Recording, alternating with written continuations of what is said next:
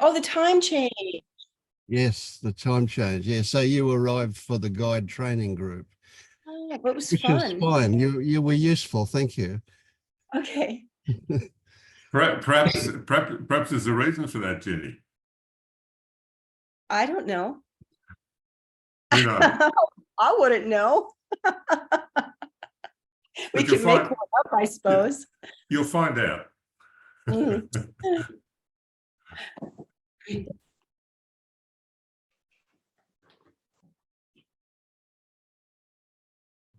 Yeah, and then I think it's only next weekend in Australia we go back, or the East Coast, we go back an hour as well. So that'll muck things up again. That's all right.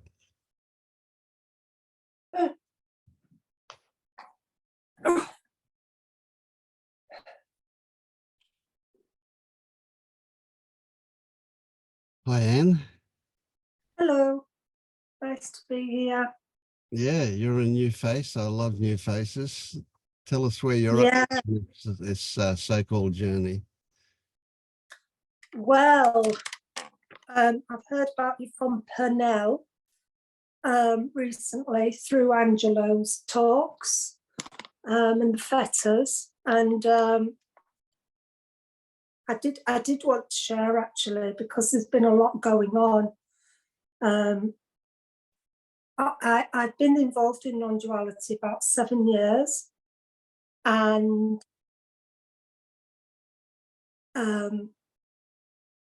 sorry, I'm just a bit like a rabbit in the moment because I'm just like, is that me making that sound? No, it's just other people joining. Okay. So what was the question, Vince? Just where you're up to. Just tell us a little bit about your recognition of the illusion of a self. Okay. So I've been involved in it 7 years. I did the whole Muji Rupert Spira. I didn't do the Eastern route. I ended up with Tony Parsons. The radical message, I'm not involved in that anymore. And I didn't know what it was at the time, but Angela describes it as the first awakening, where there was a big shift, and I had a honeymoon period for 6 months to a year because I thought I was enlightened. I thought that was the end of the journey, and it was just the beginning. And I did a couple of talks, I mean, it was just a total, all my inferiority and low self-worth, everything dropped away for a time. And I was talking about it, and then it just felt quite inauthentic, and I just felt there's more to this than I'm seeing. And I was in the desert again. So I'd left loads of groups, and before I kept getting into somewhat, then leaving, and then had to leave the whole Tony Parsons situation because I was locked into that. There's no one here, nothing's happening. Yep. Which was very true for me. That's what I saw. It was a very empty, spatial, it was beautiful, absolutely stunning honeymoon period. But then it became inauthentic, and or it felt that, and then I was in the desert, and then I found people like Angelo who described, and then since then it's been pretty rocky.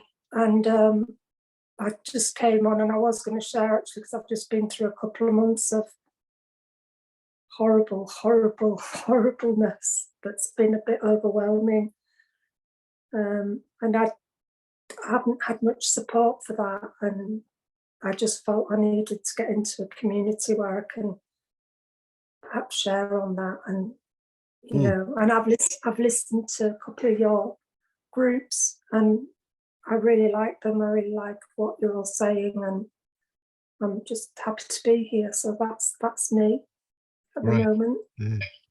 Thank you. That's good. Yeah, that's interesting, that fluctuation, going from feeling like you're there to feeling like you're not there to feeling like you are again, and in and out. Yeah. So you now obviously have some familiarity with the fetters as well, from Angelo and Penella. so you can see the doubt for what it is. Well, yeah, the doubt, I feel very much like I've been in doubt the past month or two. It's a bit complicated because I don't know.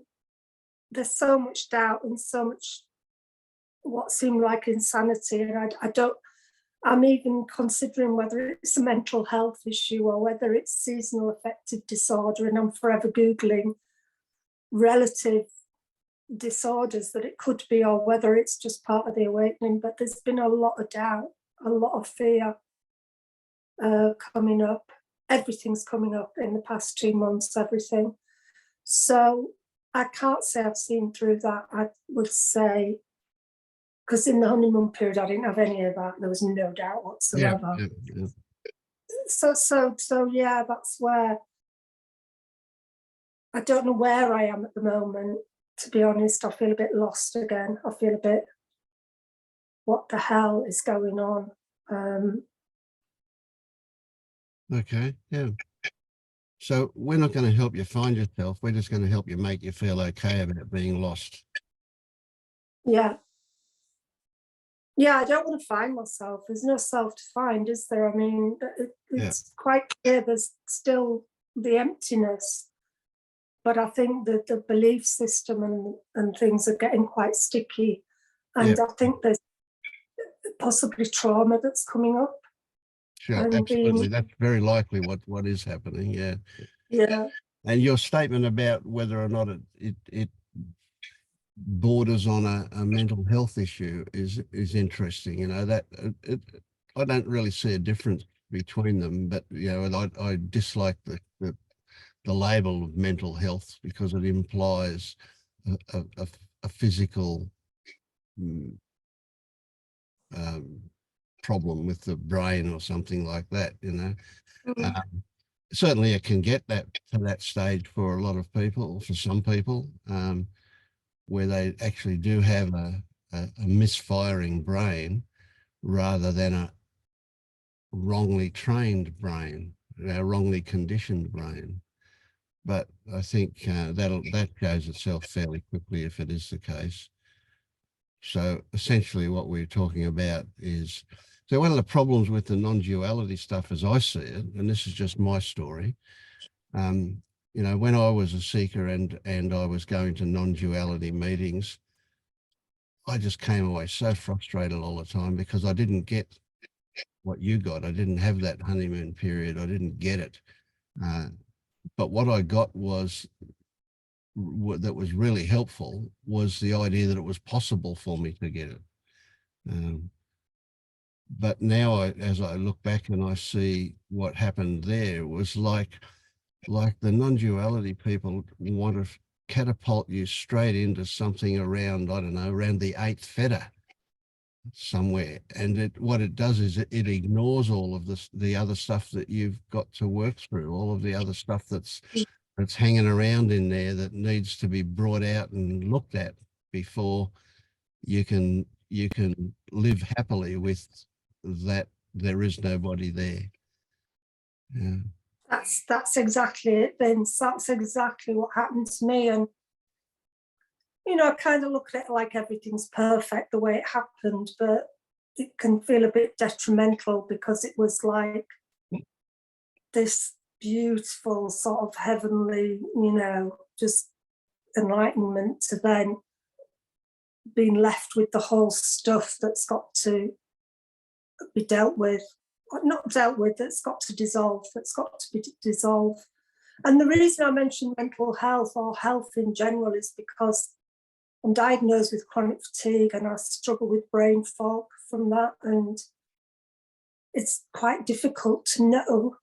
So I do have physical symptoms, and it's difficult to know where to draw the line with that sometimes, and I can't just ignore it because if I do, it makes me very ill.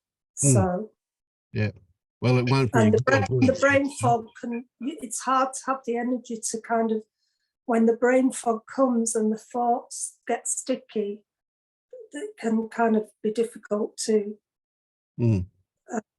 see that. Yeah.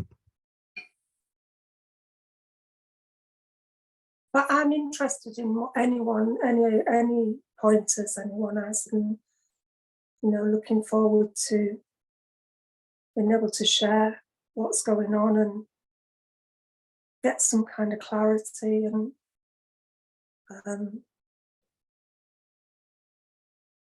just be in the community again, just, have a living community. And Yep. really, that's why I'm here. Yeah. And I'm listening to the fetters, and, I love Penel's talks on them, and I want to learn more about that and maybe find out, maybe where I fall in the fetters as well.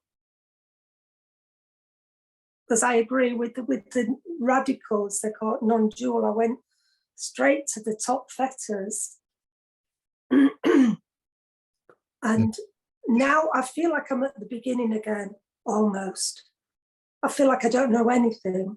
Yep. And I'm at the beginning, and it's just totally weird and mind-blowing and scary, really. Yeah. I've been in the depth of it for 2 months, off and on, really, really struggling. Yeah. Well, it doesn't mean things have been undone. Partly what's happened is that you've removed a whole lot of filters with what you've done, and as a result of that, stuff is now coming up that needs to come up. So it's not a backward step. It's still a forward step. It's still a case of what's happened to you already is it's just taken the lid off a little bit quickly. So consequently, it can feel a bit overwhelming at the moment. But yeah. Yeah.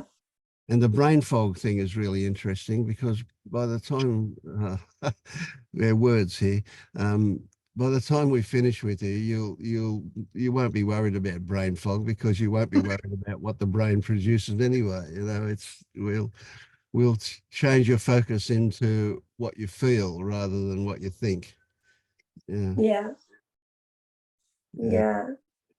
It's I've only got words to describe it, so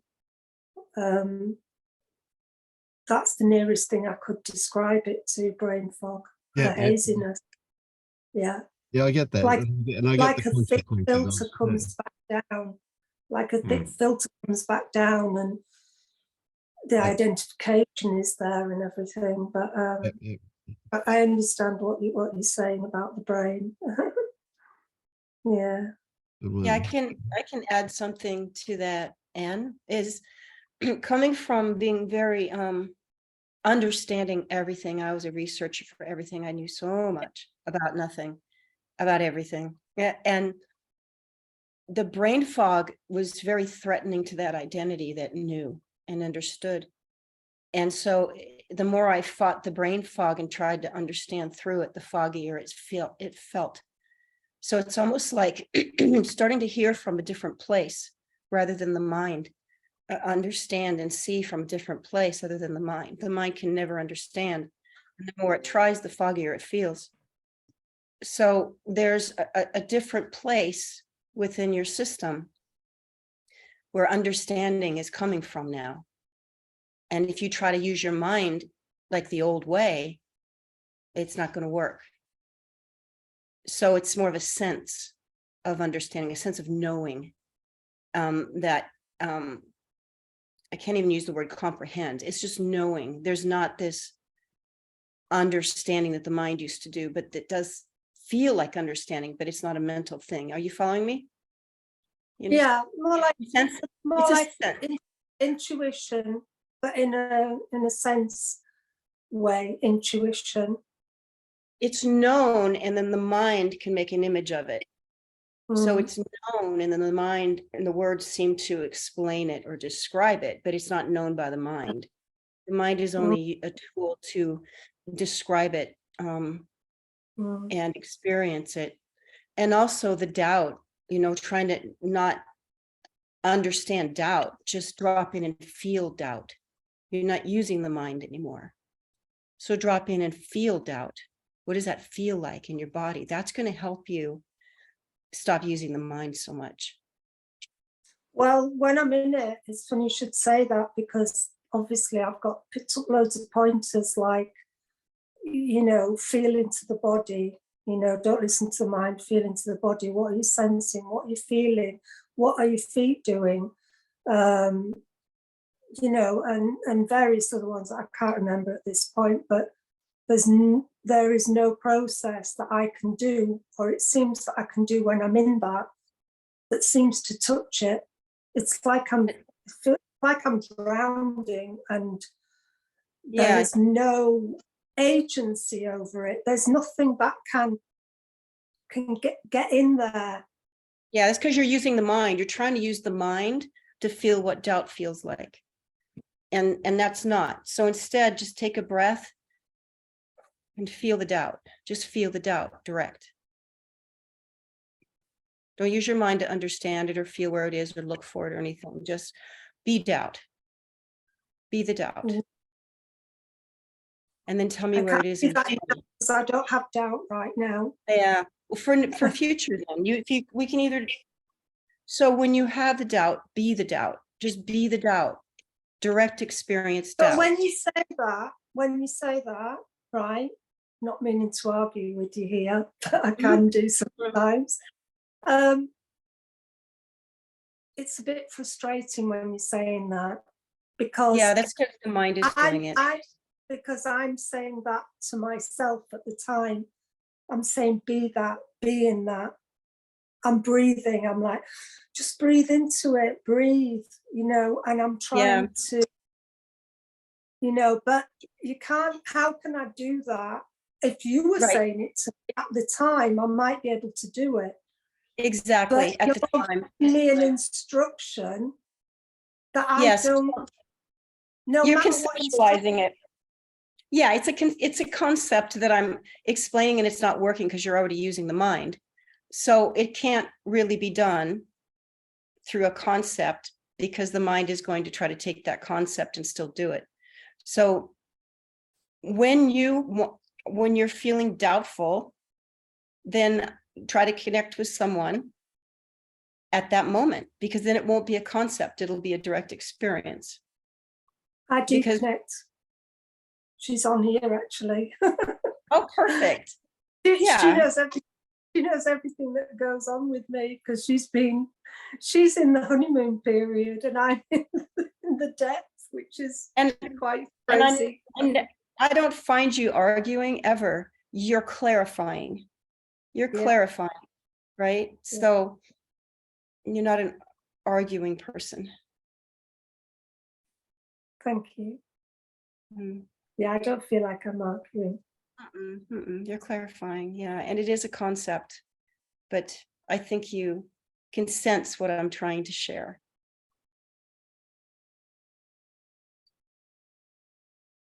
Yeah.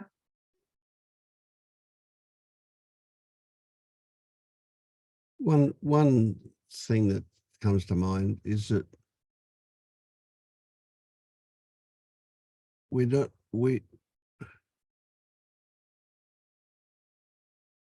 really have control over what goes on and what comes up for us, you know. Absolutely. But we want to influence. We would like to make it more likely that certain things will happen, and to my way of thinking, one of the most valuable things that we can train our brains to do is to just trigger us into a watching mode, just seeing what goes on. But how we see it, the quality of our seeing, is something that we can investigate, so that when we're seeing, the natural inclination is to use labels for what we're seeing, and labels are handy under certain circumstances, but when we want to look at details, they actually become obscuring, They stop us from seeing what's actually going on because we don't go past the label, and then we tend to start relating to the label rather than to what's actually going on. So I guess, you know, what I'm saying is we need to be patient. These things will happen at their own pace. We can't force them to happen. Trying to make something happen is a great way to stop it happening. It's a great way to get resistance by pushing.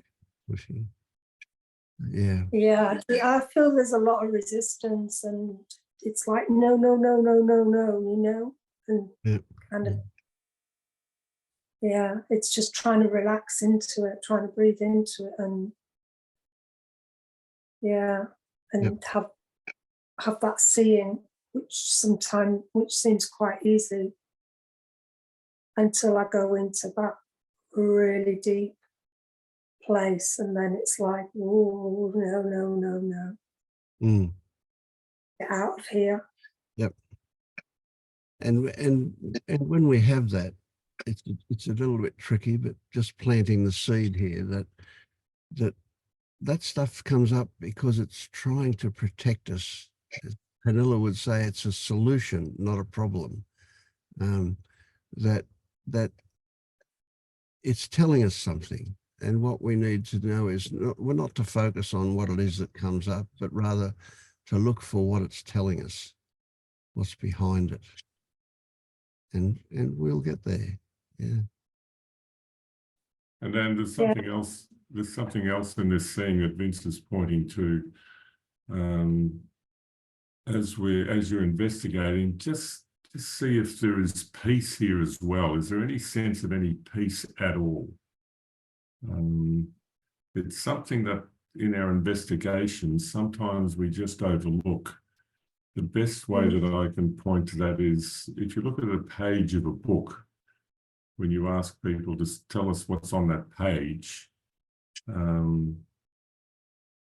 if you visualize a page now or have a page in front of you, what do you actually see?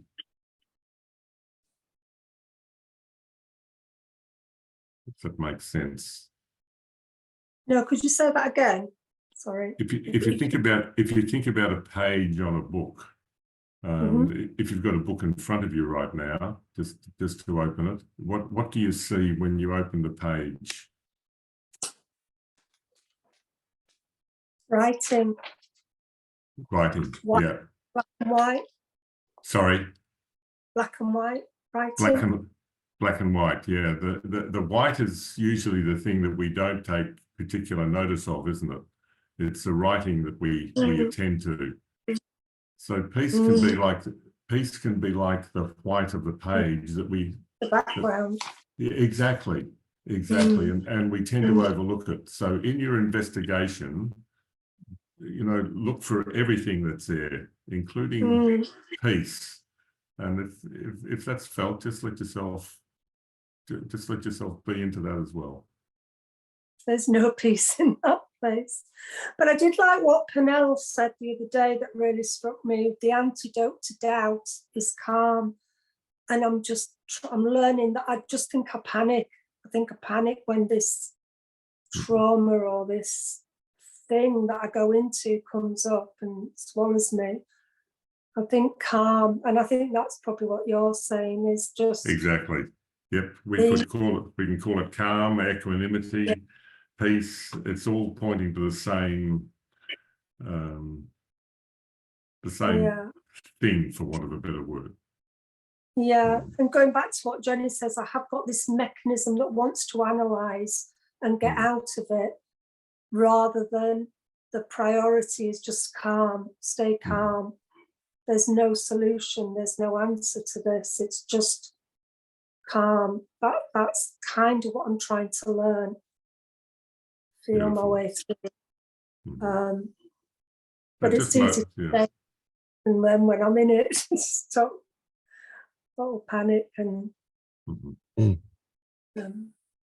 yeah.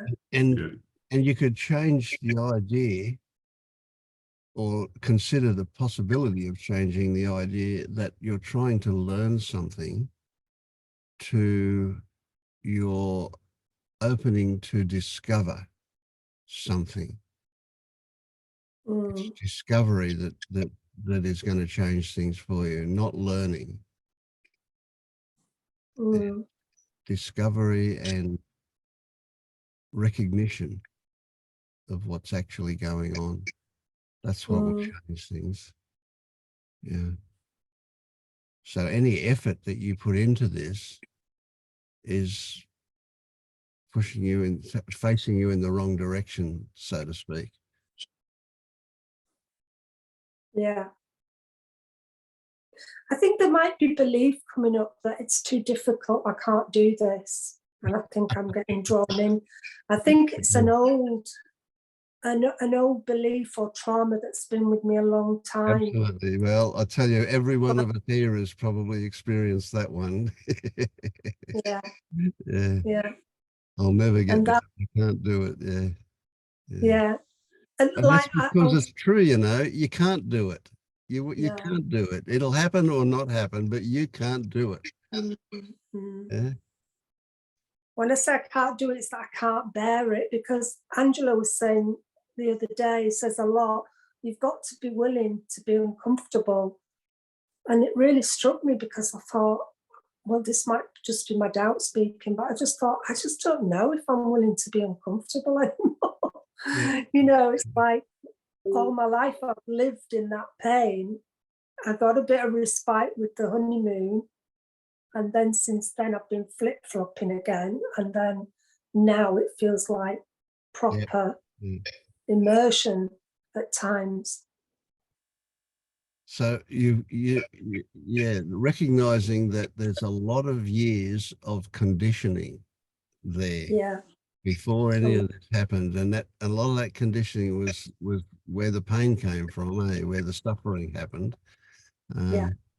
And that thing just doesn't give up easily, because you know again that's there because it's that all that pain is like, it's your being, we won't say your body or your mind, but your being says, well, this is better than what's behind it.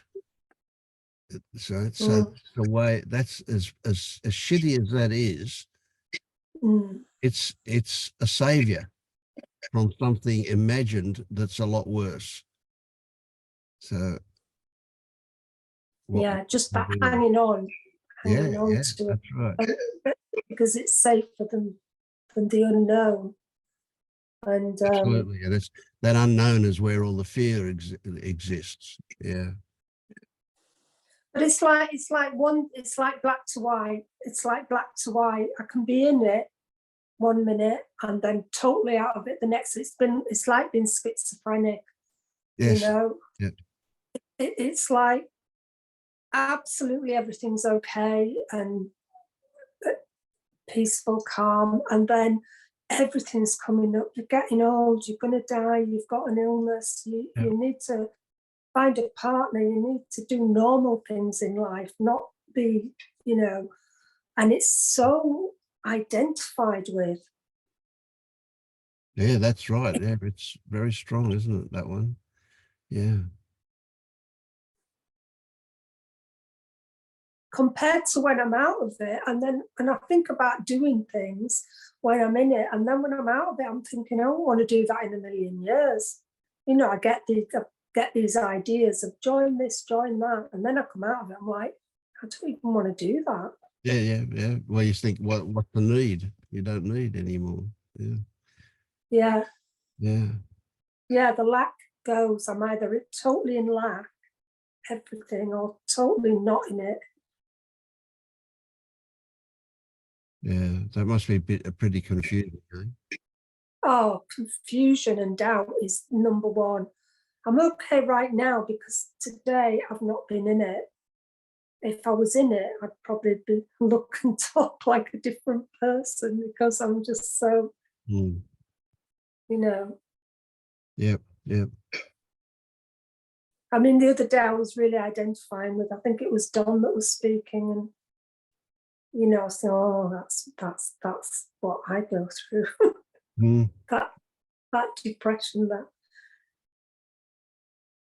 Do you know what? Thank you for letting me talk about it though, because I don't know anyone here, but I feel very at home and comfortable here, and it's just nice to kind of just air it, and with people who understand, going through or been through what this is. Yep.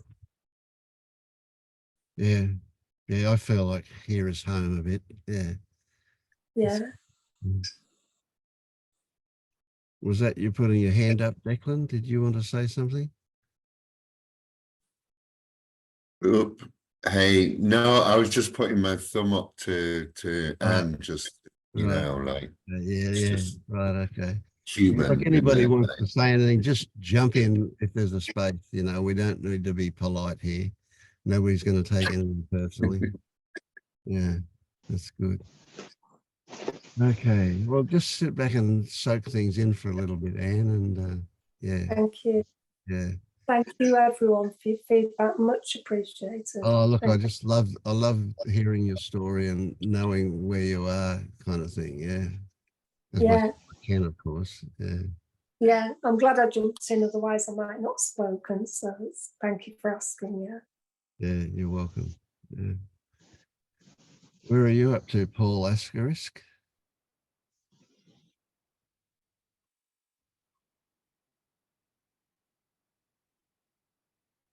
Hi Vince, hi everybody. I don't know really. I don't think I've seen through the first fetter. I haven't completely seen through the illusion of no self. A couple of years ago, I did the Liberation Unleash, went through the Gateless Gate, and I did all the exercises. And since then, I went through a difficult breakup with my partner at the time of 18 years, and I sort of like put it aside for about 18 months. A lot of the work, I was still meditating and things like that, and watching things on YouTube. And it's only over the last like 3 or 4 months I've come back, and I'm actually redoing the liberation exercises I did with my guide on my own. I've just started doing it, and then I've realized that because I've been meditating for so long and doing these exercises for so long, that this year I wanted to join a community to progress. It's become the most important thing in my life, really. Mm-hmm. I feel that I do get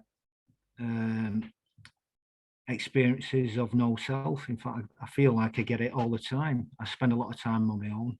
I've got a lodge in the countryside, and especially when I'm just sort of like lying in bed or walking in nature, I get this really expansive spaciousness feeling. When I look for a self, I can never find one, obviously, because there's not one there.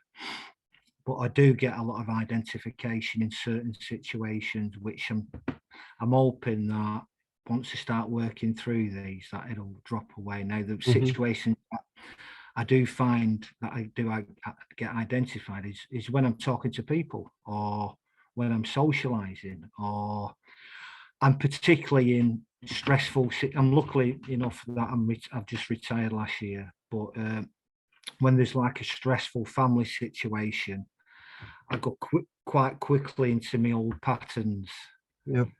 And this old me that's not there seems to rise through. And it's funny what Anne says, because she said I think she said at one point there that when you're in the middle of that, what I call a mind attack, the lady who I can't remember what the lady was called, was saying get into the feeling, which was great. I was making me notes and all that, but sometimes at that point, when you do get like a mind attack, it seems so powerful at that point that it's almost like you've got to ride the waves with it. I've learned to just almost like just sit back and just let it come through me, but there's not really a lot more I can do with it, especially when you get these mind attacks in the middle of the night. It's difficult. It just goes. It's just so powerful at that point. However, what this work has helped me do is realize that what I tend to always say to myself, and I've come to notice more and more often, is that it'll pass. Yes. it always passes. And whatever I am, or whatever, I know you don't use I on these calls, but whatever's there was there before, was there during, and is there after. And I've come to really acknowledge that fact that no matter what happens with the doubts and insecurities and things like that, it always passes. And it's almost like a wave where I get these high points and these lower points and these higher points. Okay, And yeah. learn Let me to jump in here. There's a couple of things that come up. Yeah. Okay, first thing is there's no Advita cops here, so you can use I and me all you like. Okay, if I want to know what you mean, I'll question it. Right?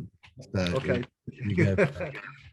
And the second thing is and this is a really big one, you know, yes, it always passes. That's true, that it always passes. But what you need to look for, or what there is value in looking for, isn't waiting for it, you know, that we want to get rid of it, that we're waiting for it to pass. That's, we'll tolerate it because we know it'll finish. That's kind of good, but it misses the point. The reason that you're having a mind attack in the first place is because it's telling you something. You were triggered by something, right? And if that's where you can put your attention to, your focus on, what is it telling me? What's, you know, as soon as you sit back, it's like you're not involved in it anymore. You're out of the eye of the storm, so to speak. And you're watching the storm rather than being swept around by it. So that sitting back is really valuable. It's really helpful. But in that sitting back, don't just tolerate the thing and wait for it to finish. That's just wasting it. It's there to help you. It's telling you something. So when you're sitting back, you're going, oh, okay, what was the trigger for this? What thoughts came up that triggered it, or what circumstances am I in that triggered it to happen? That's where the focus can be, rather than in what the storm is itself. The storm itself is almost irrelevant. It's trying to tell you something. That's where the value is. Yeah. Okay. So sorry to go on there. No, that's exactly why I've come on to calls like this, to try and get pointers so I can investigate into this to progress. Really, it's exactly what's come up. And what's a bit funny about this, I know there's no self, and I see that when I look for the self in the techniques, when I'm hearing, there's just hearing, I can't feel no self. But I seem to have created another false self, if you like. Yeah. Where I'm a bit of a guru now. And I'm telling other people, I don't know that I'm a bit ashamed of it, actually, but yeah, I get it though. I know what you mean. Yeah. I'm a guru. On the shoulder. Like a friend. Look, there's no self, and I get into these false imaginary conversations with friends and thingy where I'm telling them about non-duality.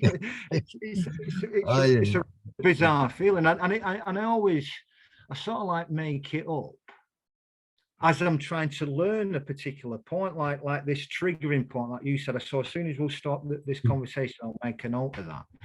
But then I pretend to have a conversation with my brother, saying, you know, when this happens, I'll do. So I've got to sort of like query myself, putting in an imaginary me character into it, if you know what I mean. So it's a real bizarre what's going on. I think it's another thing that we all go through. I think, you know, that especially in the beginning, you know, we want to fix the whole world, right? But you know what that's about, and it's really interesting, is that whole world that we want to fix is ourselves. So what we've done at that stage is we project ourselves out onto the world, and we see it as the world out there, and we need to fix it because it's fucked, you know, it's got a lot of problems, you know. So we need to do something to fix it, and that can carry us away. We can get really that guru complex thing can happen, you know, the ego, and it is very much, as you say, it's another identification. It's an identification with something else. and of course it's really big in the neo Advaita non-dual kind of thing, you know, where I start to identify with awareness or consciousness or something like that, but it's still identification. It's still the same thing. Yeah. It's yeah. So those ones that start identifying with God probably cause the most problems. Yeah. Yeah, but yeah, it's but again, it's always ourself, everything, you know, the whole world out there is us. So when we're looking at the world, we recognize that it's through our own filters developed by our own experience that we interpret what we see. And so it's always us. Yeah. So that's a good one. Yeah. So would you recommend see, one of the things I think a bit what a bit like what Anne was saying is then when you're in the eye of the storm, or when you're in identification,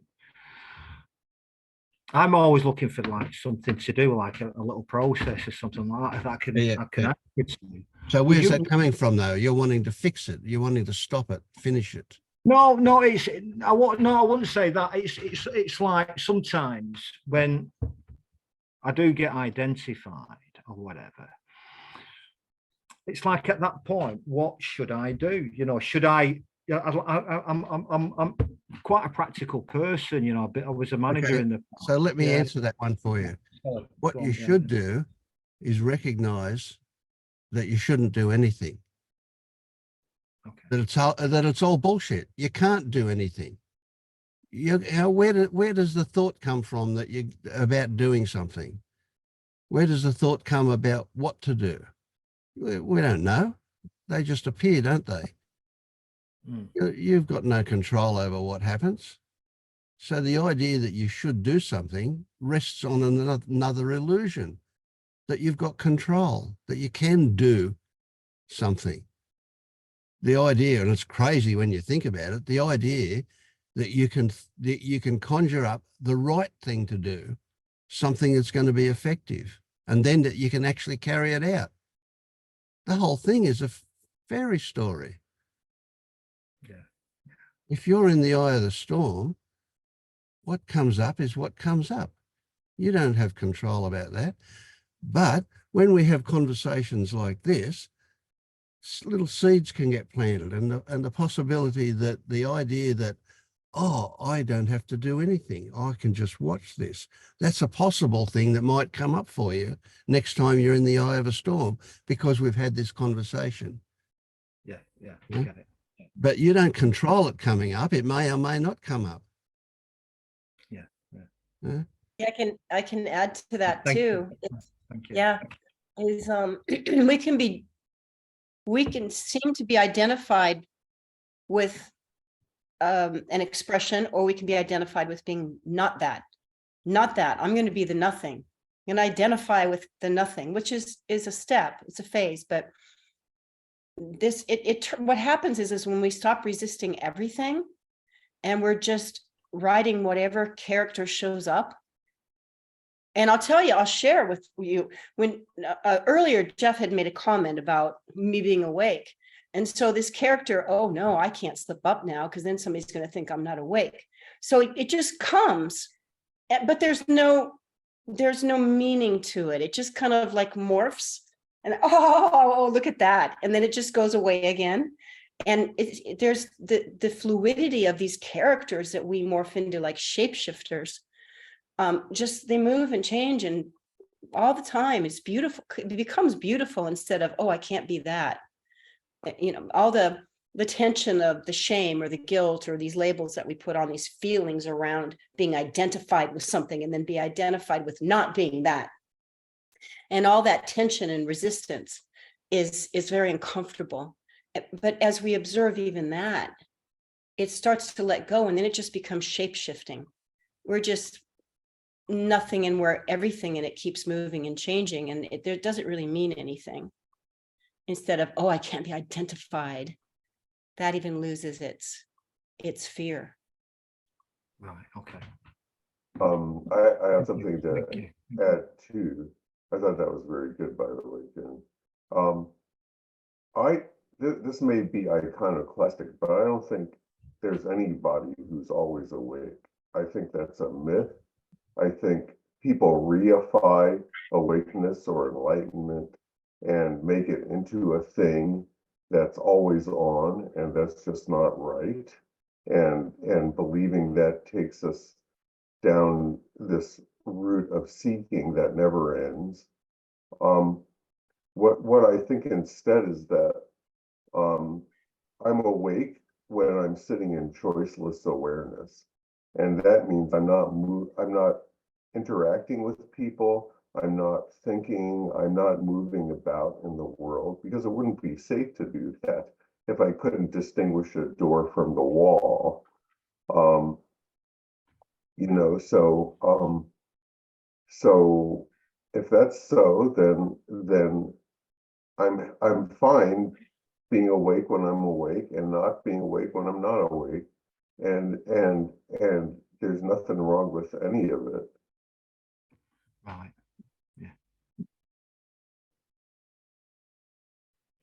So what I have got to say. No, it's very good information, that, Jeff. Yeah. Because obviously, as a beginner, you feel that people are awake all the time. Yeah, expectations. Yeah. They'll say so, but what do they really mean? That's what I can't get my head around.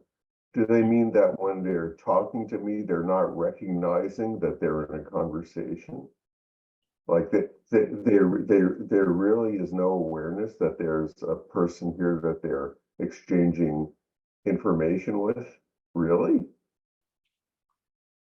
Of course, it's all just happening, but they have to be having thoughts about it, or it wouldn't work.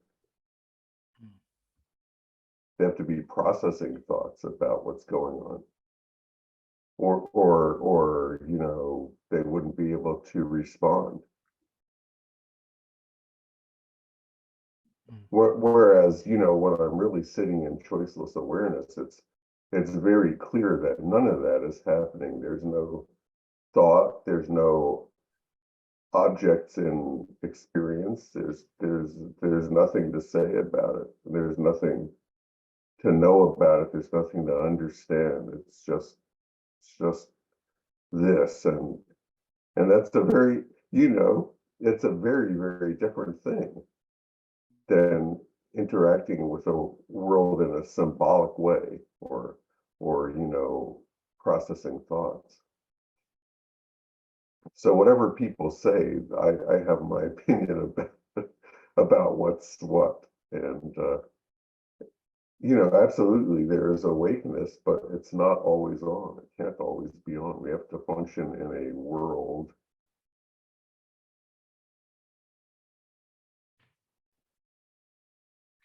Thank you.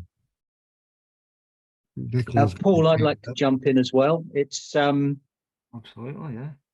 everybody, well, not everybody here. This is my story, as you know, everything's a story, yeah. But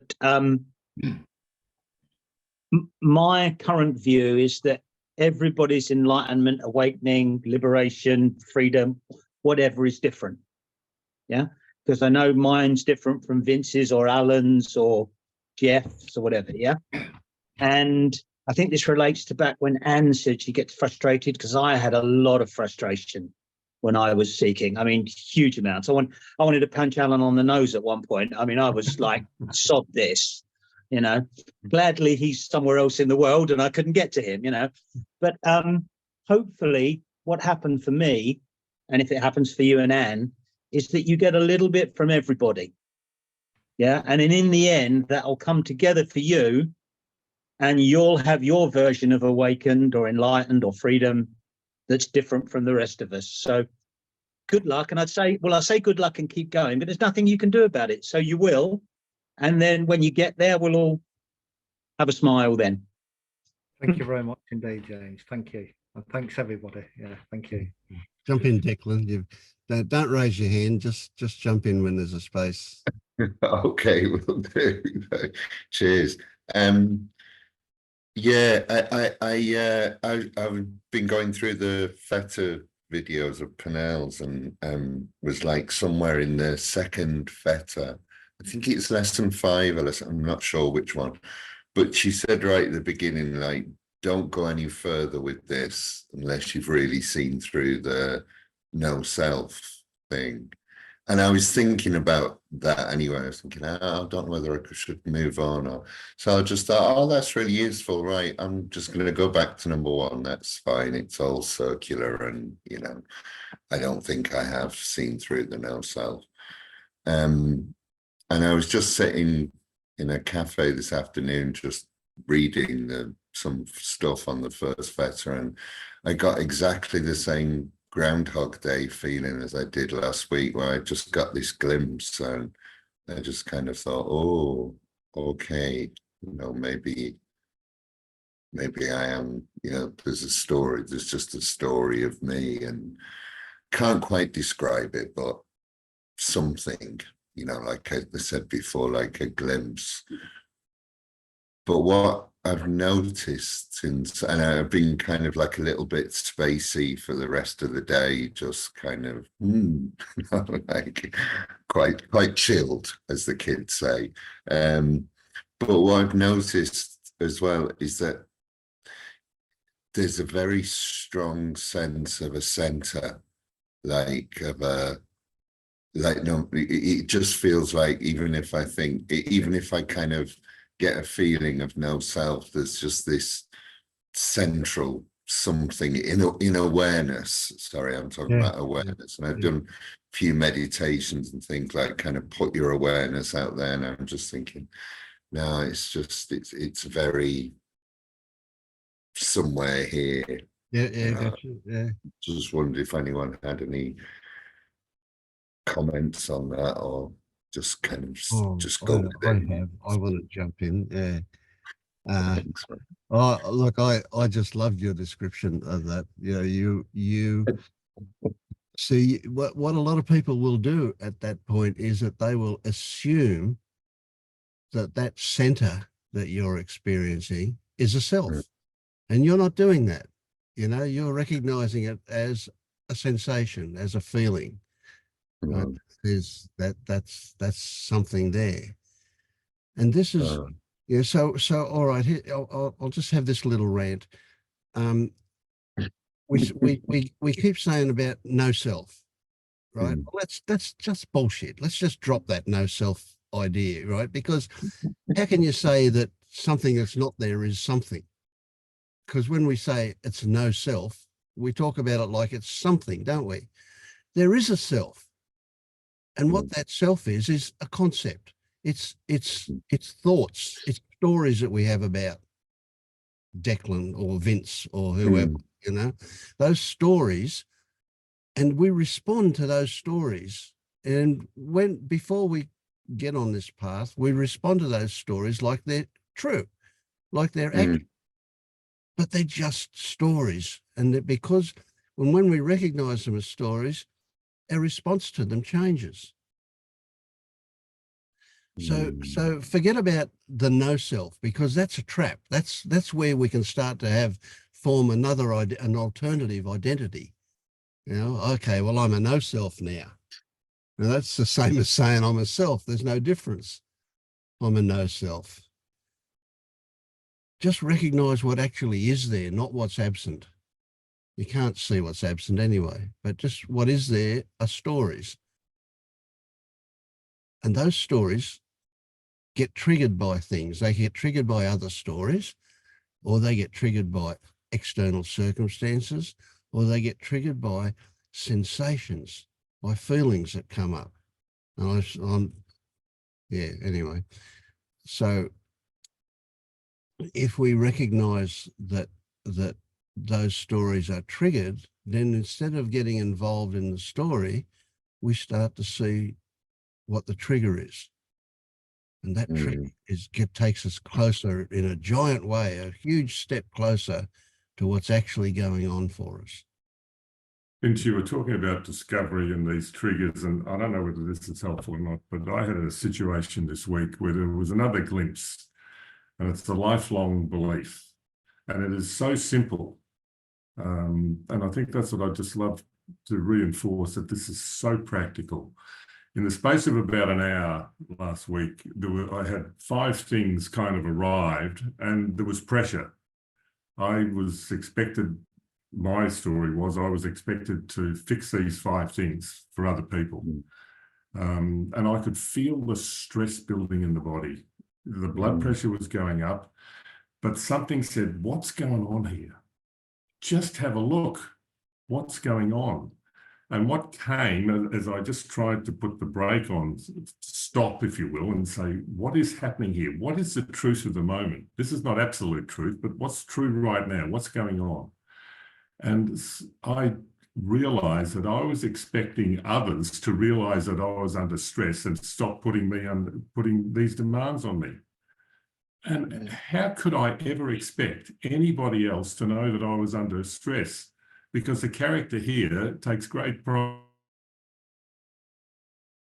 in the fact that I show that I'm in control. And I was deluding myself, absolutely. So the simple recognition that others can in no way understand when I'm under stress and should be considerate to this character here, it was like a revelation. And immediately the tension went out of the body, and I can just feel a sense of change and an awakeness to that fact, if you will, to that thought. And it was nothing other than a story, but it was something that I was believing. I don't know whether that makes sense, but it's just a very practical example of what happens. And this happens again and again and again. So am I awake? Well, I don't really I can't claim whether I am or not, but I'm so grateful for those moments to just see what's actually happening. And a change happens physiologically. And I can see that I need to be more honest now and saying to people, hang on, I'm just not able to do that right now. Give me a bit of space, please. And that's an expression of love. It's not an unwillingness to help. It's just stating the truth. So this stuff is so practical. It is so practical. And coming back to what Vince was saying to you, Paul, about, you were saying, what should I do? Vince did say, he said, just watch. And that's what we mean by watching. Well, if I could, thank you, Alan. But if I can just jump on the back of what Declan says, because I have exactly the same feeling. But what I feel like if you said to me, listen to something and where is it or whatever, it's not as if this separate thing feeling around here, which I exactly get, Declan.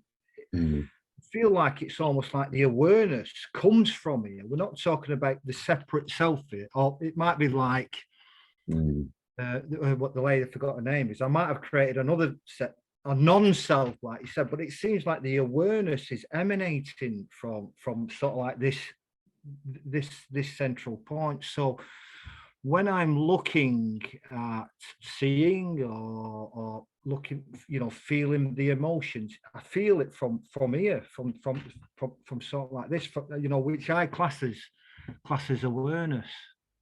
So I think that's I'm thinking that's the same point you was making, Declan.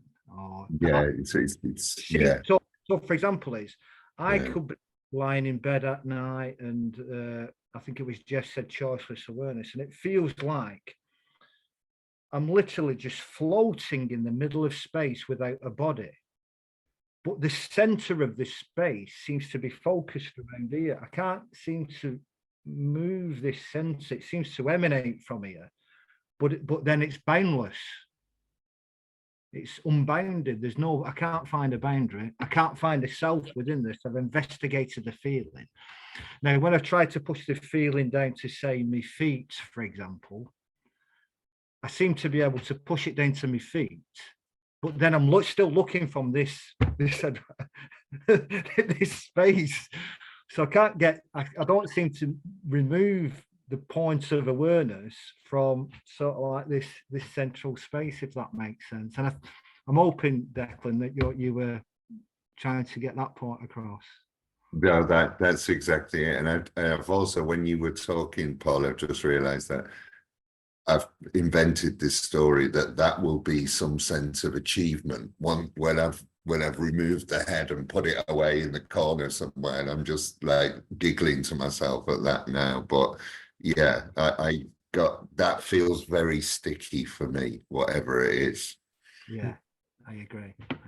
It will be till it's not. Yeah, Kelly, jump in. Don't put your hand up. Just jump in, Kelly. Hey, Kelly. Oh, hi, you all right? Just, I always feel like I need validation. And like what you said about the head, I've been there and I felt like, you know, like I've been trapped there for a long time. And music, I find now when I'm listening to music, it's almost like I flow with the music. This has been happening quite a lot lately. And then today I was just in the kitchen and the washing machine went off. And like all the tingles were just all over me. And I could feel like it was as if the washing machine was me, you know, the sound was just like carrying me. And it was like really beautiful. But like my point to get to is I have these beautiful experiences and then my mind seems to get hold of them. And then like I rock it up. It's like a spiral and I seem to rock it up. And then like my mind comes in again and says like, oh, you shouldn't be happy like this. This is wrong. And then like I'll rock it down. With all the self-doubt and everything, and it constantly feels like I'm fighting. And then I listen to, is it Penelope? No, I can't remember her name, but I listened to her first better about selfing, and it just like really sunk in with me that, you know, there's so much of me in there and expectations of like experiences. And since I've been trying to just walk into experiences, you know, more authentic, they seem to be more beautiful. But then, like, I'll get carried away with the excitement again. God, it's just a roller coaster. So, any advice there, anybody? Mm.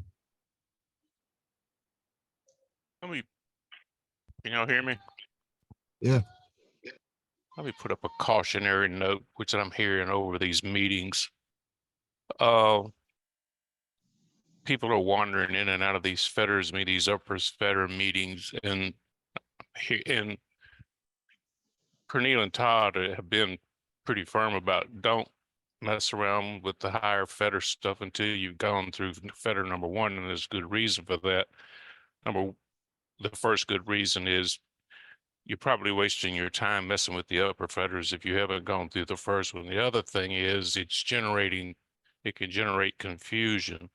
I'm hearing increasingly in these meetings, and I've stopped responding to it because I don't want to add to the confusion about this inside, outside the head thing, which is the subject-object dichotomy breakdown, which is fetters 6 and 7.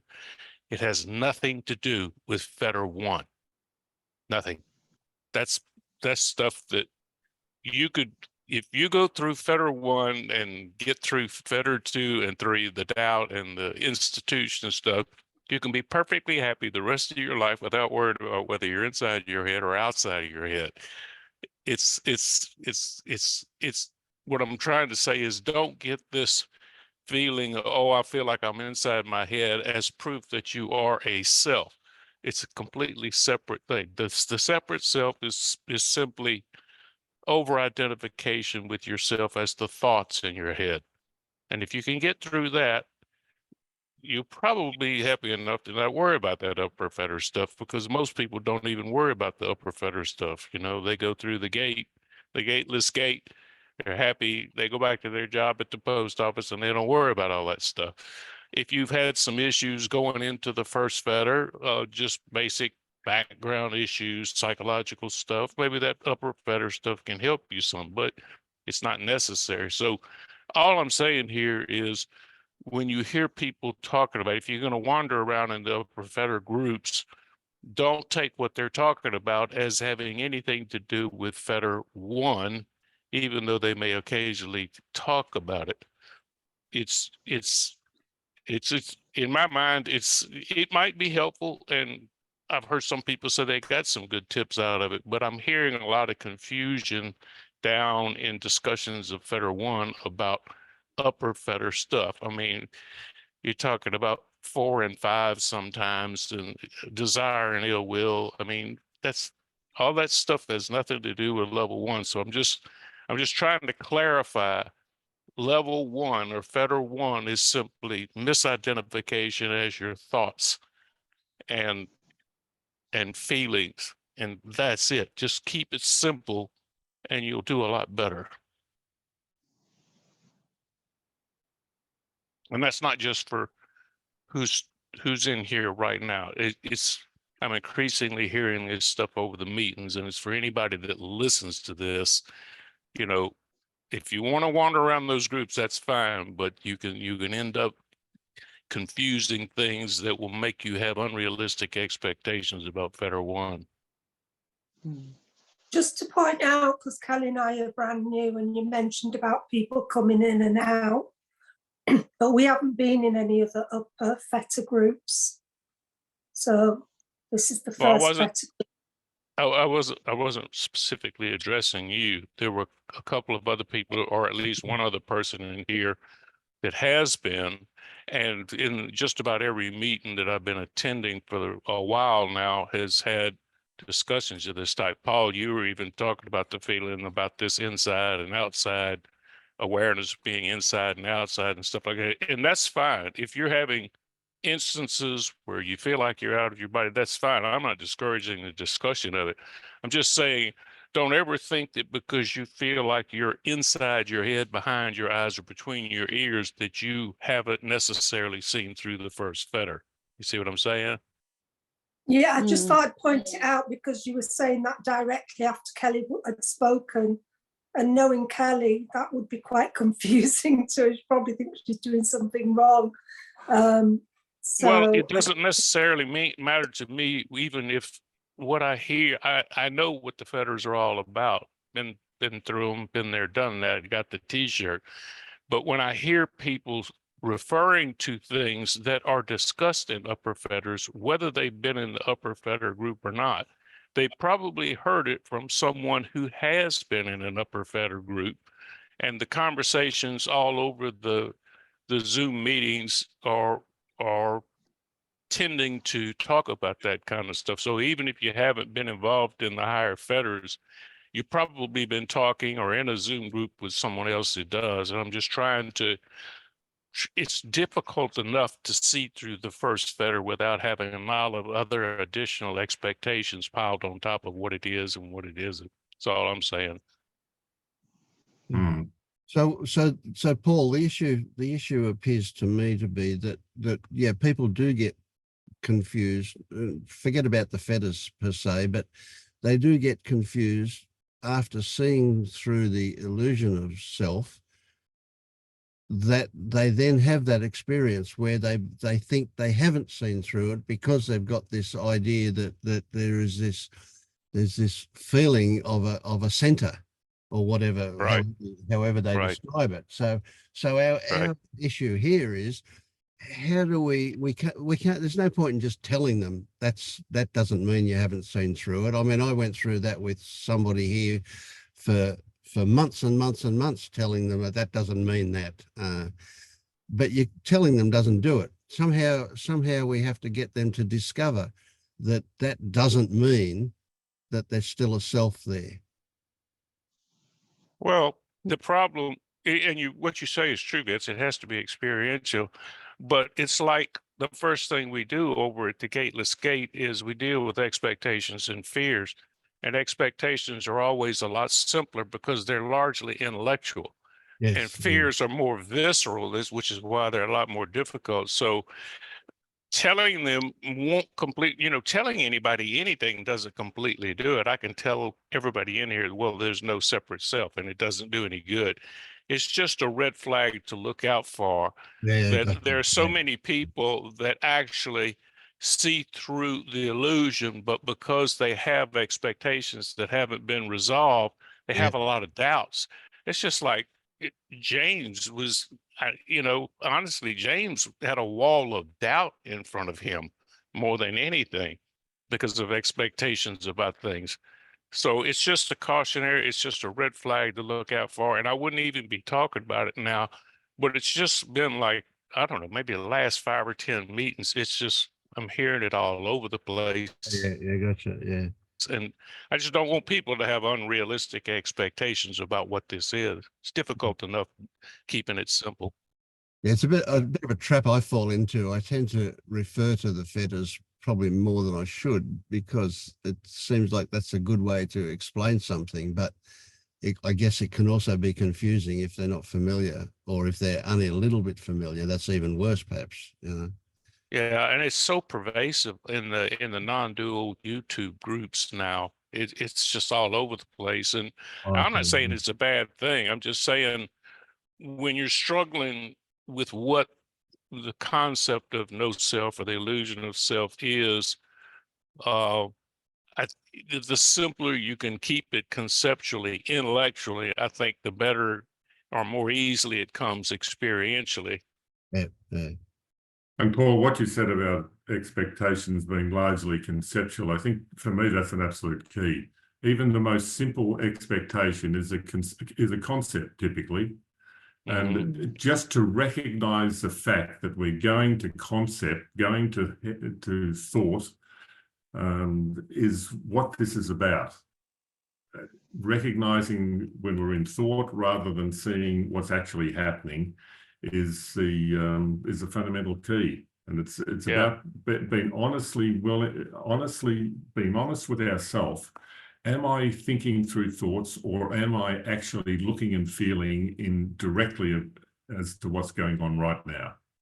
Yeah, good point. Good point. So how did that land for you, Kelly?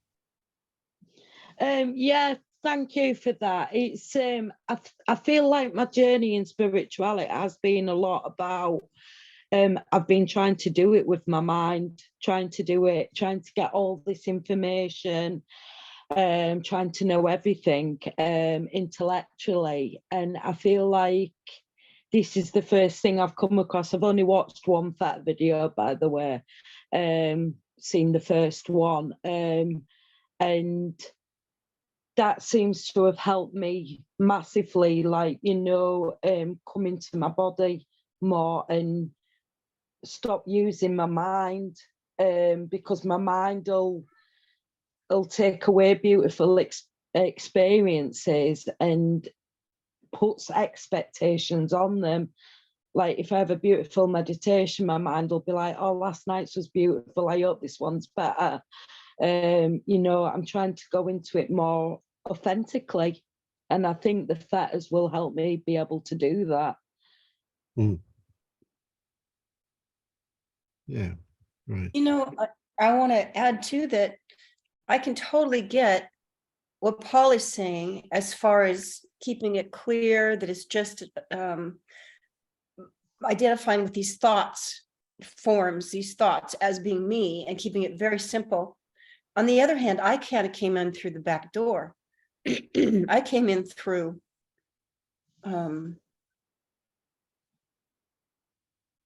experience of sitting on my patio and feeling the sounds in me rather than out of me. They were in and out. There was no boundaries. And then I started questioning self. So there's so many ways to come in. So I would say maybe help. You know, it's really just dancing with it and to keep this as fetter one in and of itself, I think is a bit of a challenge, because people do come in through different fetters. I didn't even know about the fetters. This was Jenny, whether it's fetter 1 or fetter 2 or fetter 10, it's all about really being honest about what's happening in the moment, is it not? When you were sitting on your patio, listening to the sounds, you were saying, what's really going on here? Yeah. That's the key to it. That's the direct key to it. Experience. Yeah. Direct Absolutely. experience. And is there a sensation of a me in my eyes and head? Okay, let's just ride with that, whatever. Just be with the boundaries of it and see if, well, it seems to be a boundary. Okay, seems, let's just be with it. Let's just be with it. What if, like, just being with every doorway Yes. of the illusion without Mm. limiting it to chronological fetters, because I didn't come in through a chronological fetter. I didn't even know about fetters. And Mm. so I think we're going to be, especially for some reason, I think more and more people are waking up. We're going to be having a lot of people come in from different vehicle, doorways, whatever you want to say. And so it's kind of like, is this a fetter one group? Or are we just going to ride with however now this generation of beings are coming in? It's And, not a, and it's not, my point isn't, you see, the key to what you said was you didn't know anything about the fetters. If you had come, you came in here talking about this experience, and we said, that's fine, you know, as long as you're, nobody said anything about the fetters, about the fetters. It's just that a lot of people are coming in having seen all that stuff, and they have these additional expectations. You didn't have any additional expectations. You just came in the way you came in, and I think we're pretty well open to that here. oh But no, I was full of expectations because of that. Full of it. That was one of my biggest walls, was I'm not having an LSD trip like everybody else. What's going on here? How come I'm not having this big awakening? Everybody disappears. How come I can still feel myself in my eyes? I was full of expectations. Yeah. But I didn't right, get through. but why add more and more about an upper fetter is what I'm saying. I think I understand exactly what you're saying. Like, I can see both points. Like, I totally get what you're saying. Why add to it?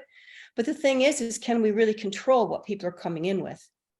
Can No. we really, or do we? I mean, we can recommend don't listen to that right now, but why would we do that other than we think we have some control how people are waking up? Yeah, I've listened to literally one fetter because I don't understand what's happening to me.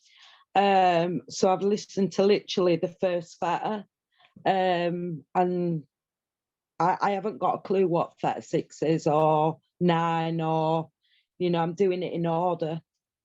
So we take what your experience is in real time, in direct experience, and then we take what Paul is trying to do.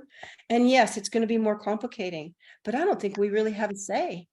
Now we try to bring you back. And yes, it's going to be more, it maybe, I don't know, I'm making that up. Is it more complicated? I don't know. It's just what's happening. So we just can only be with what's happening and try to simplify it as much as possible. But is that even possible? I mean, is there any wrong way to wake up? I don't understand what's going on now. I'm a bit confused because I haven't heard anybody so far share about expectations or thinking they're on a 6 fetter. I'm a bit confused. Kelly was talking about, and I've spoken to Kelly about this, that she simply had an experience in the last few days of the boundary dropping, seems to me, between her and sound. And as Jenny explained when she was sat on her patio, the vibration of the sound being her and not understanding that. But I don't think Kelly, knowing her, has any expectations or would even dream of jumping to the 6 fetter. We both don't know anything about fetters anyway. No, and I feel I've been at the 8th fetter when I did Tony Parsons, and I wish I hadn't, because now I'm below fetter 1 even. and we So, just do it the way we do it. We have no say on how it goes down. And yeah, is it more complicated? I know, maybe compared to somebody else, but who's comparing? So as far as Kelly, you're experiencing this no boundary and being with the washer, and now do you see? I can feel it now when you're talking. I can feel the sound, and it's like it feels really nice. It's like washes over me. Yeah. And now, does that create an expectation in another person listening? Probably. oh, well, bummer. Now let's work through your expectation. I don't know if we really have a say.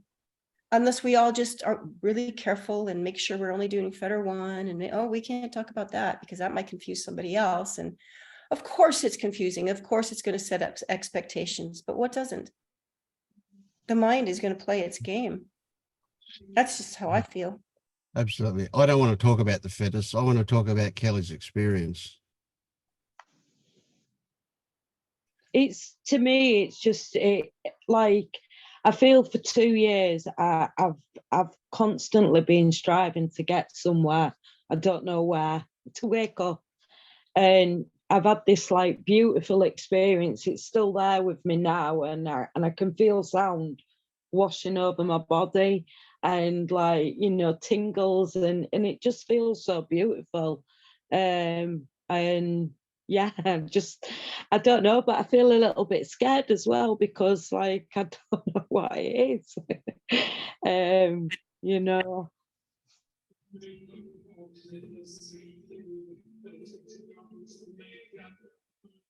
I think it's so beautiful.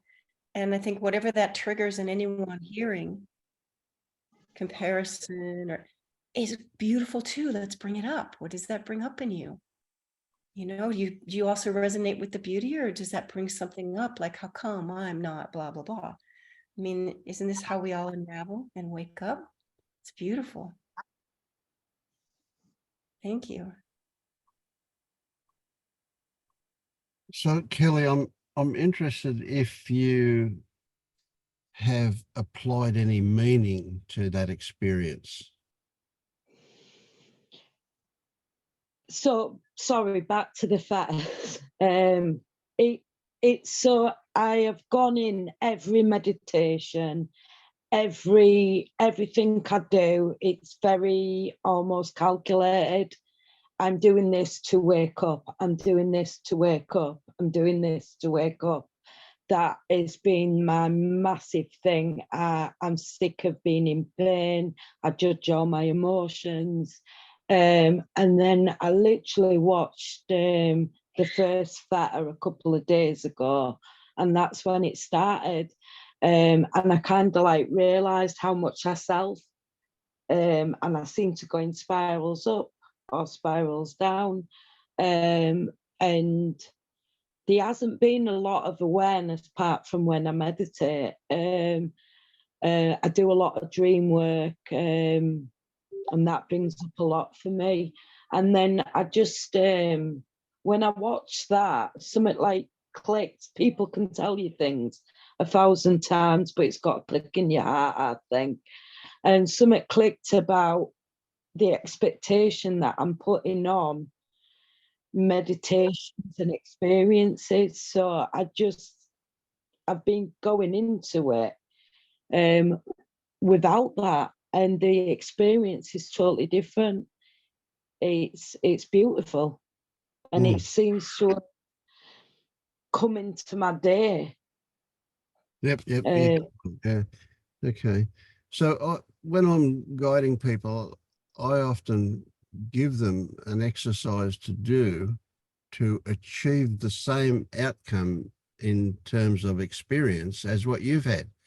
So it's like, wow, you know, you've just had this spontaneous experience, and what I'm aiming to get people to discover when I want them to have this experience, when I give them the exercise to try and provoke an experience like you had, is I'm wanting them to appreciate that there's a difference between the idea of sound or music. In your case, it was, let's say sound, because you include the music of the washing machine.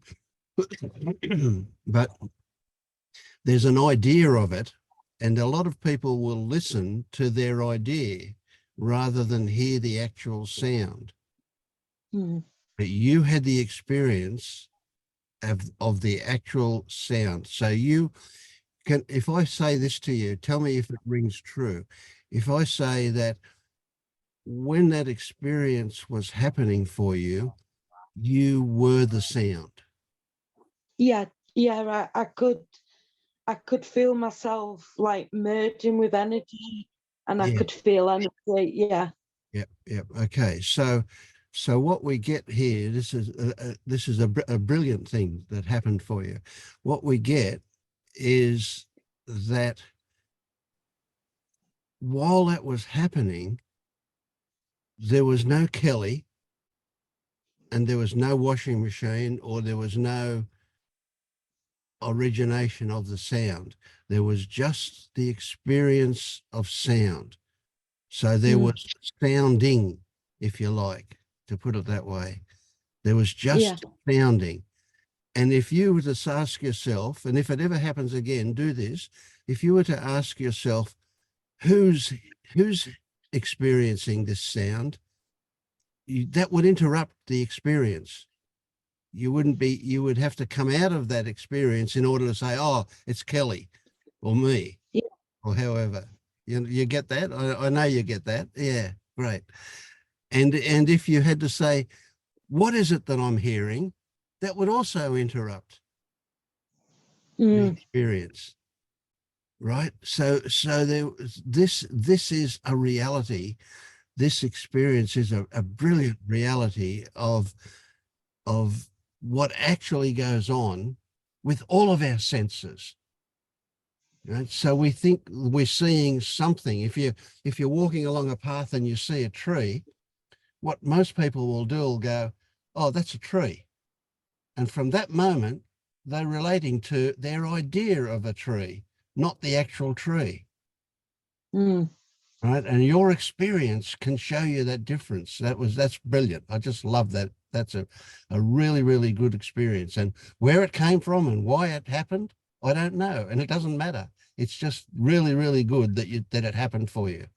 So what this shows you is the difference between what is actual and what is concept, and how much we used to go around believing that what we thought was actual is really just something in our mind. Yeah. And that is what the whole point of it is. And so when you get that, you also can really easily just extend that out to say, well, this idea of self is just a label that I'm relating to. It's not actual. Where's the experience? It's just sensations. It's just ideas. And I just put the label of self on it, and that's what I'm going with. And I did that all my life because that's what everybody does. That's what I've been taught to do. I'm conditioned. Yeah. So you've had this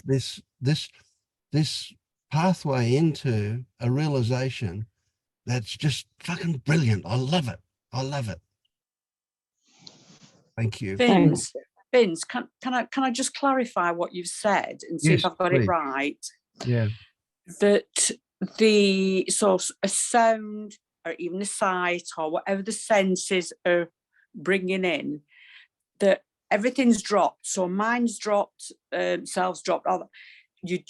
And then you become that sense. You become that sight, that sound. There is something, not the you, but so the sound becomes all encompassing, that there is no self there, there's nothing there, there's just the sound. Yes, and no. Yeah.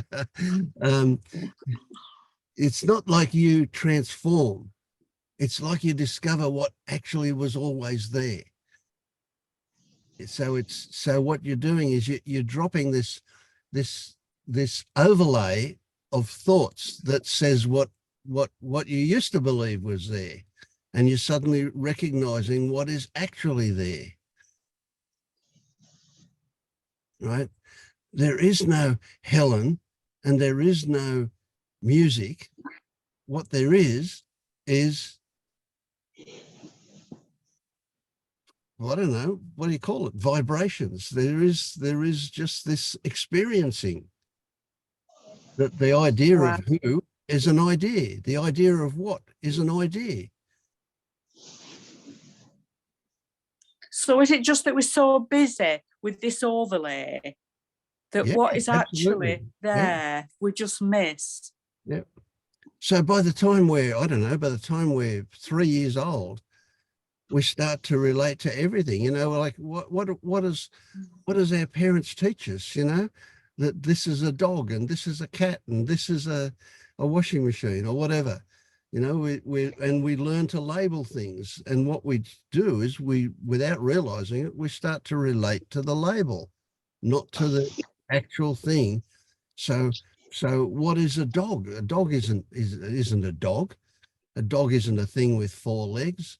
A dog is a splotch of color and movement and smells and whatever, and even their labels, right? Underneath that is what is actual. Yeah. I get all excited about this stuff, as you can tell. Yeah. But can I ask something? Yes, of course.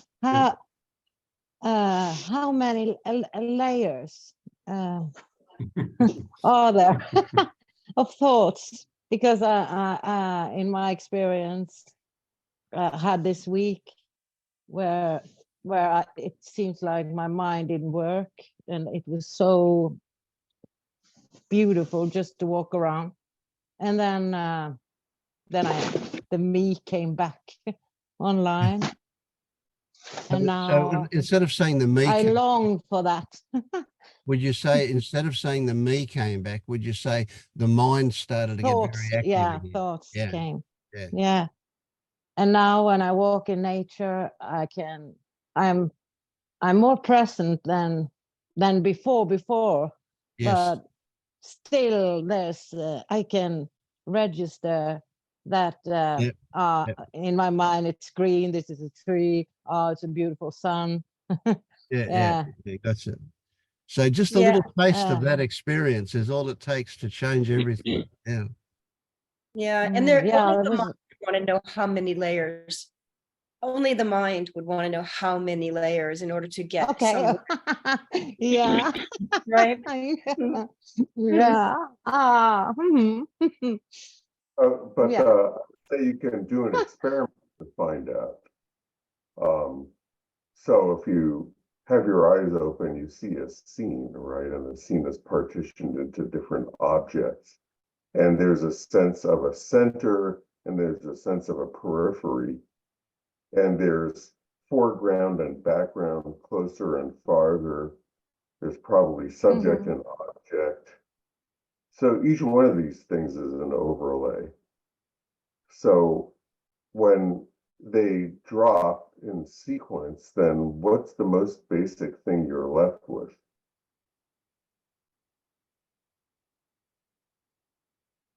Colors.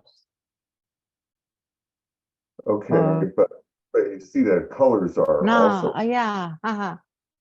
right. Looking or looking. Yeah, noticing, even noticing. Yeah, is- noticing. So when none of that is happening, when you're None of it. at nothing, it's the void.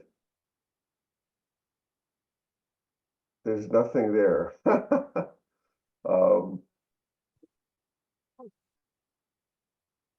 You don't see anything like. Oh, well, if you ask me, I'll say, yeah, there's something here.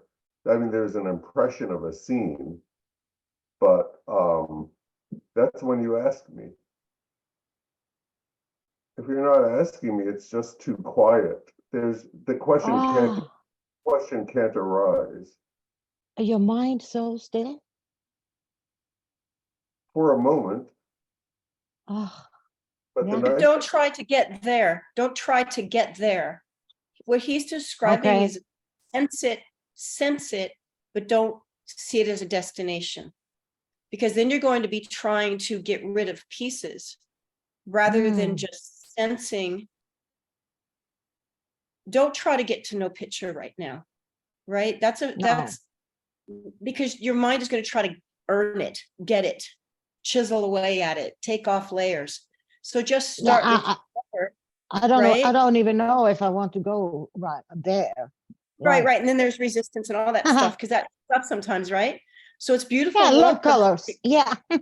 Yeah, so be with color then. So then be with color and look at the tree, be with color, and just notice the label called color and how this tree feels in your body, and just notice and leave it at that. Don't figure out how many layers or where you're going. You're being with direct experience with what you're experiencing in this very moment, and then looking at the labels. Done. Yeah, that's enough.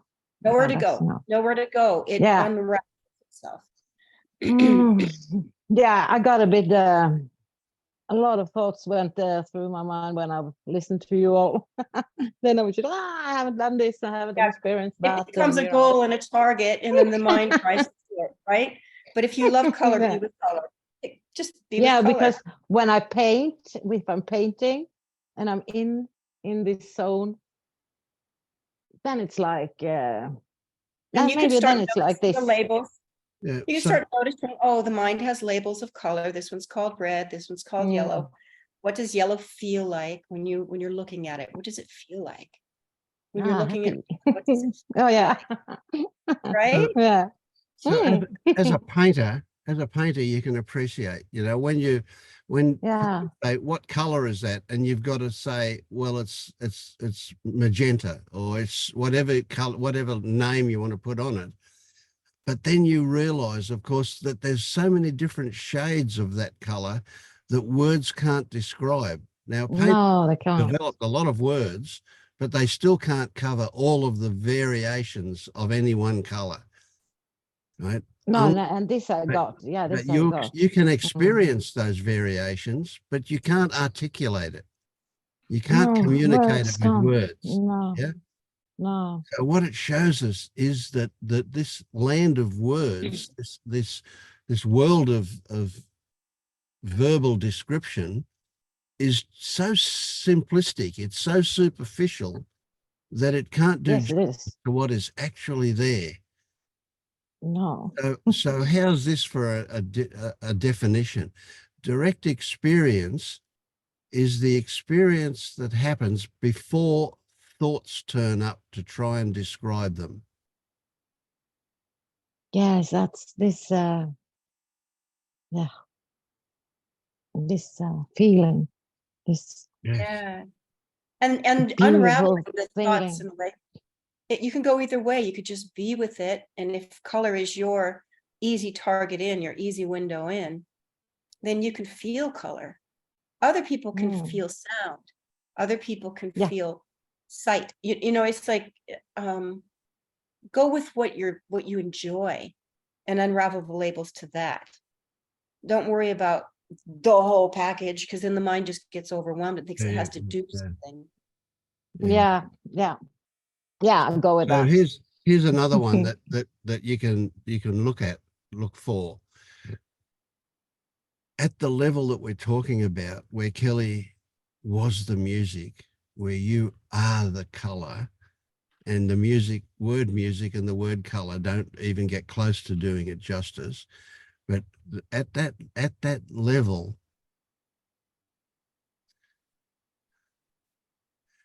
Yeah, you don't need any awakening. yes, senses run together. You know, you start to feel the color. Kelly was feeling the sound.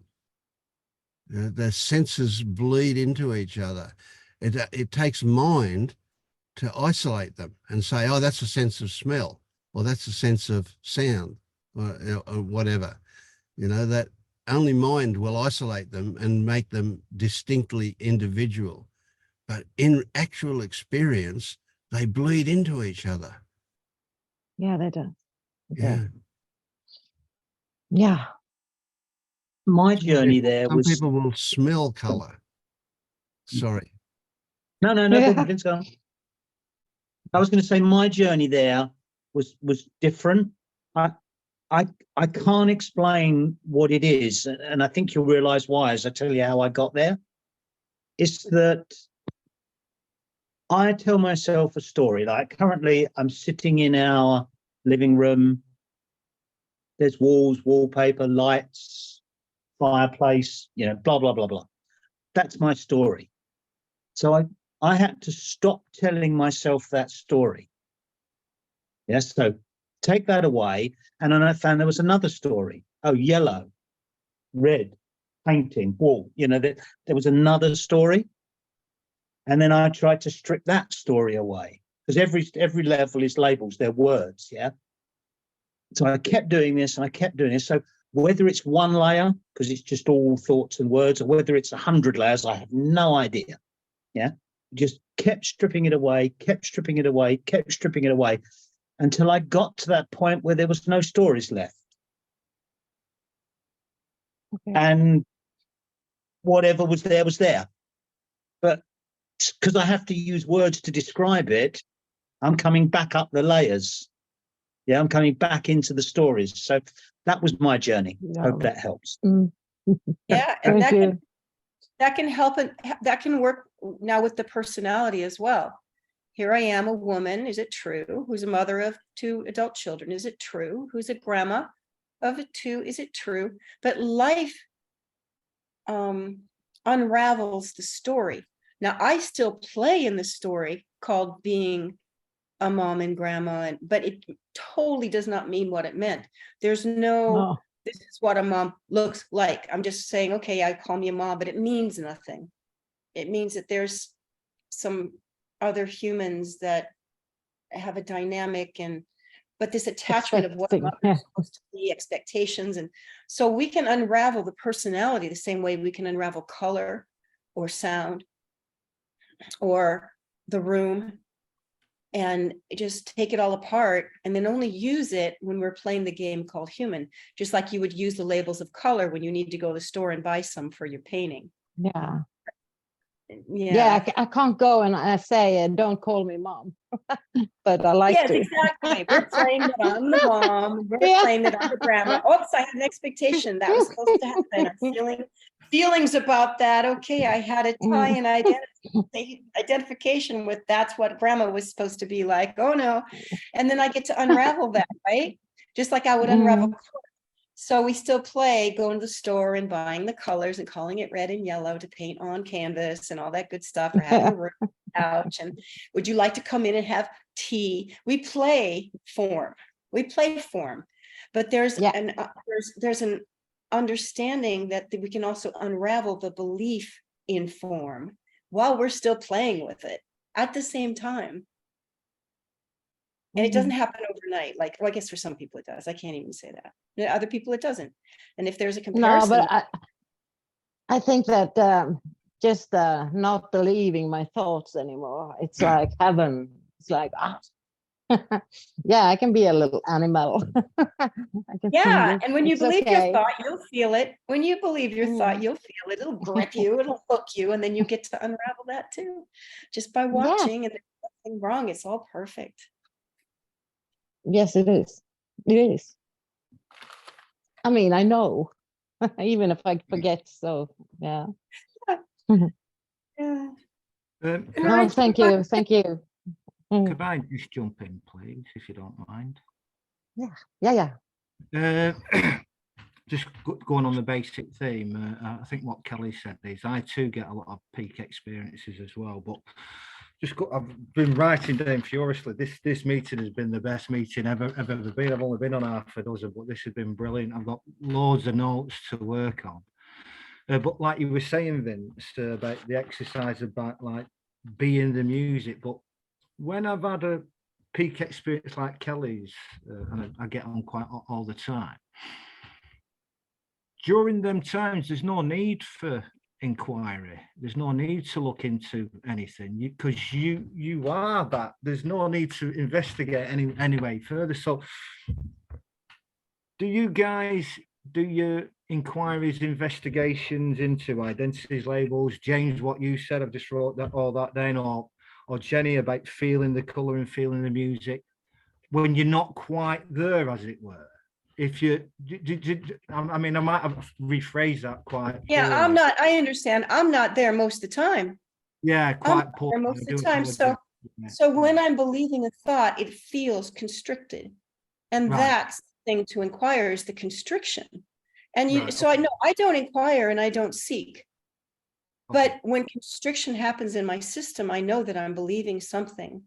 And Right. so I just watch in that. So life unravels me. I don't need to go seek anything. Right. Okay. Yeah. Paul, also, Yeah. I Thank can't you. believe I'm going to say this, right? Because for the time I was seeking, yeah, and the people were telling me that, you know, whatever it is, when you finally get there, nothing will be different, yeah. And I finally got there for whatever that is, and nothing's different. That is as frustrating as hell for me to actually say to you, right? Because people were saying that to me, and I said, well, it's got to be different, you know. It somehow it's just a shift. I mean, the thing, I saw things along the way, did exercises, yeah, realized that my thoughts I didn't have control of, realized I wasn't in control of my actions, you know, blah blah blah, all these things.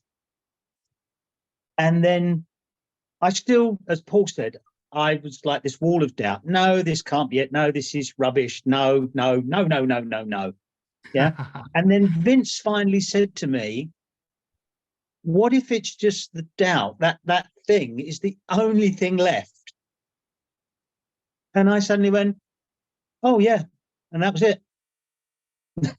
So I'd been searching for years, you know, fighting, reading, learning, trying to understand. So yeah, when you get there, you'll know. But until then, all you can do is carry on seeking. Whatever you do, you'll do. But you'll know when you're there. You will know. The other thing that tripped me up was when they said, this is it. That pissed me off because this was not enough. It was boring. It was stressful. It was lack. It was thinking. And so I kept trying to get away from this. And when I relaxed into the meaning I gave this, the meaning I gave, well, why do I think life's a chore? Let's feel what chore feels like. Let's explore the concept chore, because that's when this started opening up and easing up, because I was trying to wake up out of this, and it was supposed to be some freaking fifth dimensional outer experience, you know, those big, you know, bursts of waking up experiences. And then I got to compare myself and get back here because this was horrible. That was amazing. So I spent a lot of time trying to get out of this. And so I surrendered into perception of this and how that was feeling, what I was projecting, this perception, because I still wasn't seeing this. I was seeing my projection and meaning and resisting how it felt and trying to get back out of it into la fifth dimensional land. And so being with this and all of the yin and the yang and the dark and the light and the shades of the direct experience of what I was making it mean and how that was feeling in my body. And that was where things really started freeing up, or are freeing up. I'm still, you know, in process of that. Wanting to make heaven on earth, you know, the ascended planet, the you know, all this better than grass is greener kind of stuff. And just really embracing everything, because pain is caused by resistance to an experience that's perceived as not good. So ask you a question, Jenny. Oh. Jenny, you're Jenny, aren't you? Yeah. Me? With a yeah, you. Yeah. You're Jenny. Yeah. Yes. Which one? Oh yeah, oh. Jenny, me. Okay. Rita, you. Rita? Me. Jenny, you. Yeah. Okay. So have you surrendered to? I've got this thing about surrendering to life, that life has your best interest at heart. It's not a black and white, have I surrendered? It's I've becoming aware of the resistance to life and the belief and projection that it doesn't have my own good. So it's not a, have I surrendered? No And one it's your- can surrender. Can you hear me? I No, mean, no one. There's that no life one. doesn't have or does have your best interest at heart. Did you Well, say? Well, I'm. There is no one to surrender. So No. there's only God, there's only yes, yes. perceiving. Yeah. So there's only the perceiving of the perception and meaning that I've projected out on the screen. So if there's no one to surrender, but there is a surrendering to be done, but there's No, no there's one no- to surrender. Yeah, there's no there is- surrendering to be done. Which No would be surrendering. trust. Life has your best interest, and so therefore, whatever happens, whether it be good or whether it be bad, it just is. So that was surrendering. But Well, I there's mean, there's no surrender. But There's no one to surrender, and there is no surrender. There's only projected meaning. So I can't, there's no one to trust. There's nothing to trust. There's no stability. There's no one here who can force trust, and there's no one to surrender. So there's no surrendering. There's only the watching of the projected meaning and the sensation that it's causing. So there's an observation that life is a struggle. Interesting. yeah, Okay, how does life as a struggle feel? How does life as a struggle feel? And then be with that. Because I didn't want to feel that. I just wanted it to stop being a struggle. but I mean, we're conditioned to believe that life is a struggle. But I mean, It's a program. Sorry? It's a program.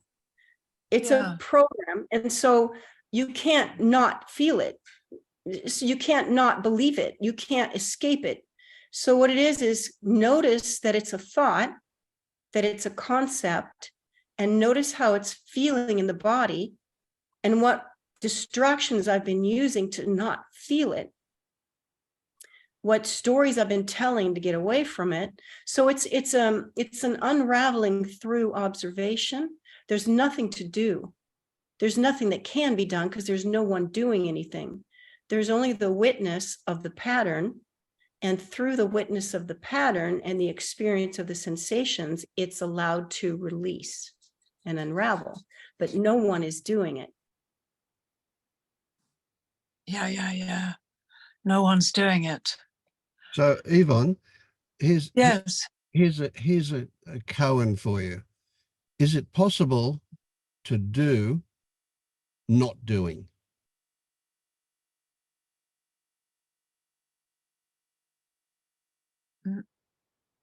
And then with that in mind, consider No. what surrendering actually is. Is surrendering is it possible to do surrendering?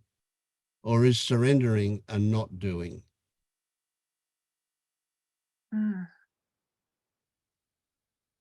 Surrender is a not doing.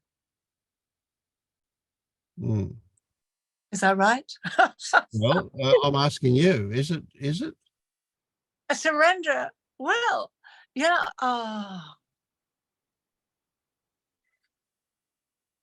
I've heard. Yeah, surrender is a not doing. Yeah. And is it possible to do a not doing? No. No. So it's just something that can happen. Right. Like when that me dropped out of me that I wasn't expecting. Yeah. That also happens the same way. Because Yeah. I'd not planned that. It just went and there. It's happening. Yeah. It happened without planning. But What am then I no expectations. I feel, or maybe because I've dropped so many expectations and I see other people's expectations, I've dropped so many expectations, and that's really freeing. That feels like a kind of surrendering. But then that's it is. I don't think I've done it. It's just they've just fallen away. That's right. So Yeah. I So to say you've dropped them is not right. They dropped. No. They dropped. Yeah. And it's quite it's quite moving, really. You- But it's very difficult to talk to my family who I'm with all the time because I want to share it and I can't because No, they that's think right. I'm looks like my life's in a right old fuck up mess. Yeah, yeah. And it doesn't matter to me. It's like, it's not in a fuck up mess. It's life. It's my life. I'm just here. Here I am. But so, yeah. Yeah, and in the beginning, not being able to share it can be a bit frustrating, but you get used to that. You will. You Yeah, can't but it's fix- lovely. Yeah. You can't to fix share. anybody else. You can't fix the world. No, I keep, yeah. I can't fix myself. I mean, No. no. But fixing will happen. Yeah, without any doing. Yeah, but it won't actually be fixing. It'll be something else. But yeah, we Yeah, get we but get the can't give idea. it. Yeah. Yeah. Yeah. So it's in a way, this is a tricky one. In a way, that giving up of a whole lot of stuff, all those concepts that we took to be real, there's a bit of a grieving process that goes on about that. Some people want to go back to that because it appears that was a lot better than some not knowing state. But if that is the case, that not knowing is incomplete. That's the thing. Yeah. And I'd just like to come back. Grieving. Yes, there is. Yes. Yeah. And But I'd it's just a like very to come back freeing to something. Go on. It's a very freeing Yes. grieving. It doesn't feel bad. Yeah. No, sorry, you carry on. Yeah, I just wanted to say to James, I really like the saying that after awakening, which we know is not a thing, nothing has changed because everything is different, is probably more accurate than what you said. Yeah. So it's like a blade of grass is still green, but somehow the intensity of it is different. And the details that flow into the body weren't there before. The details, the minutia of it is more apparent. But like Jeff was saying, only when you look, only when there's seeing. You of course you can't spend your life doing that, otherwise you don't move.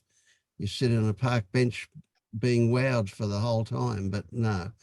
So yeah, this is in and out stuff. It's there and it's not there because it's not appropriate to be there all the time. Yeah. I also wanted to add for Yvonne is what's very interesting is as I'm witnessing the projections I've made up about this life, trust is showing up. Trusting nothing, that everything is, but I can't trust. It's that trust is sort of like a true nature that is just, I am trust. It's hard. Yeah, but I couldn't get there because I was trying to get there by avoiding what I was really believing.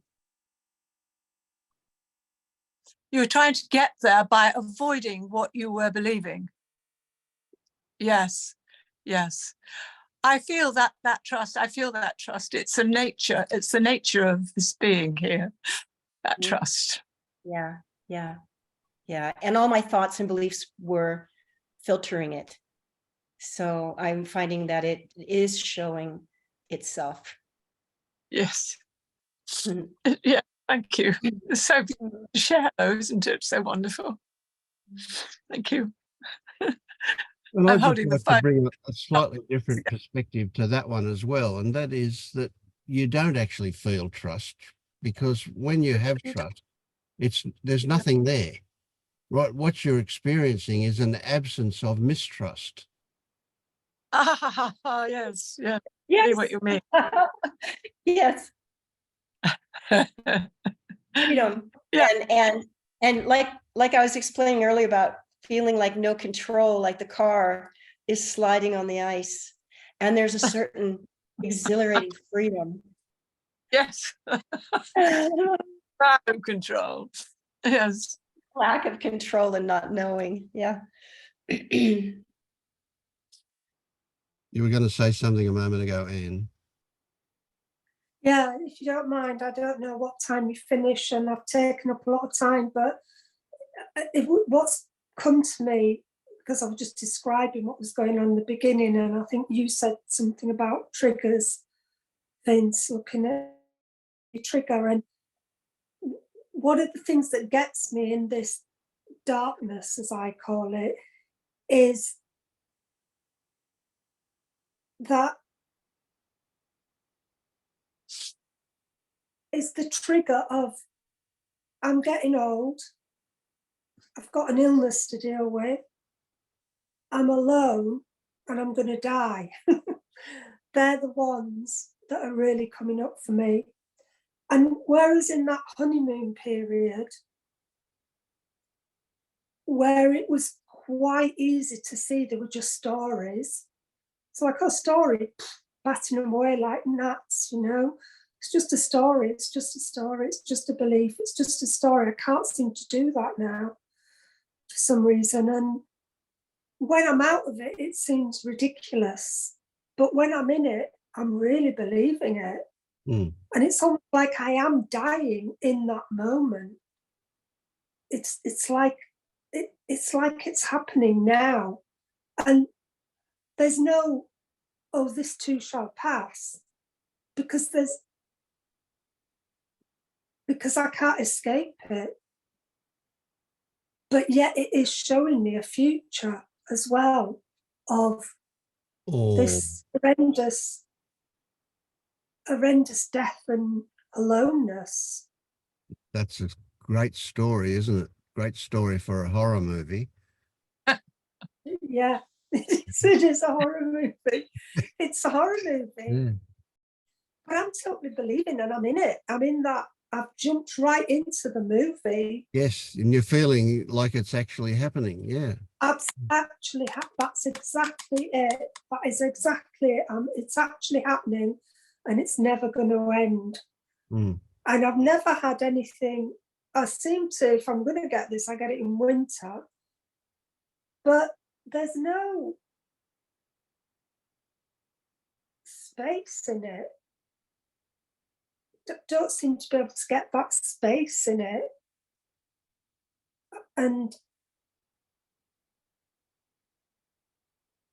Okay, so what comes to mind is that, and correct me if I'm not accurate here, what comes to mind is that it always ends. That thing finishes. That storm that you're in. yeah, I'm just starting to see that, but I can't see it when I'm in it. No, of course you can't. No, and that's fair enough. But the realization, though, that even if it feels like it's going to be there forever, you know from past experience that it always does end. Yeah, but I seem to get amnesia in it, so I can't look. I can't look. Yes, right. I can't even look and say, but this has happened before, and it always ends. Yeah, gotcha. It's like that memory is taken away. Yes. This is why I can't start thinking it's a mental illness, because I have no memory in it either. Mm. Usually if I'm going through something, it's like, well, yeah, I've had this loads of times and it's not very nice, but it's going to pass. But when I'm in that one, this you can't do that. Yeah. I can't do that. I can't get space in it. It's like it's on me, and it's quite horrific. So when you're in it, when it's happening like that,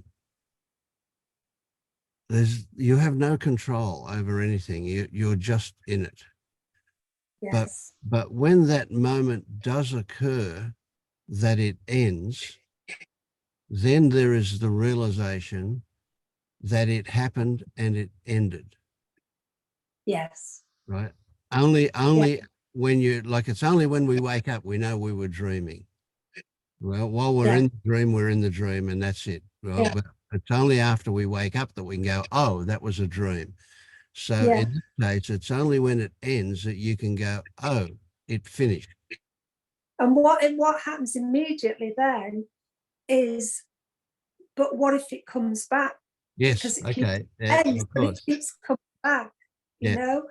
Yeah. And sometimes afterwards, there'll be a childhood memory that comes up that I've forgotten, Yeah. that makes sense of it almost. It's Yes. like, Yes. oh God. Yeah. Yeah. Well, they're the things that we need to work on when they come up, because it is those that's what's it's telling you about that childhood memory is probably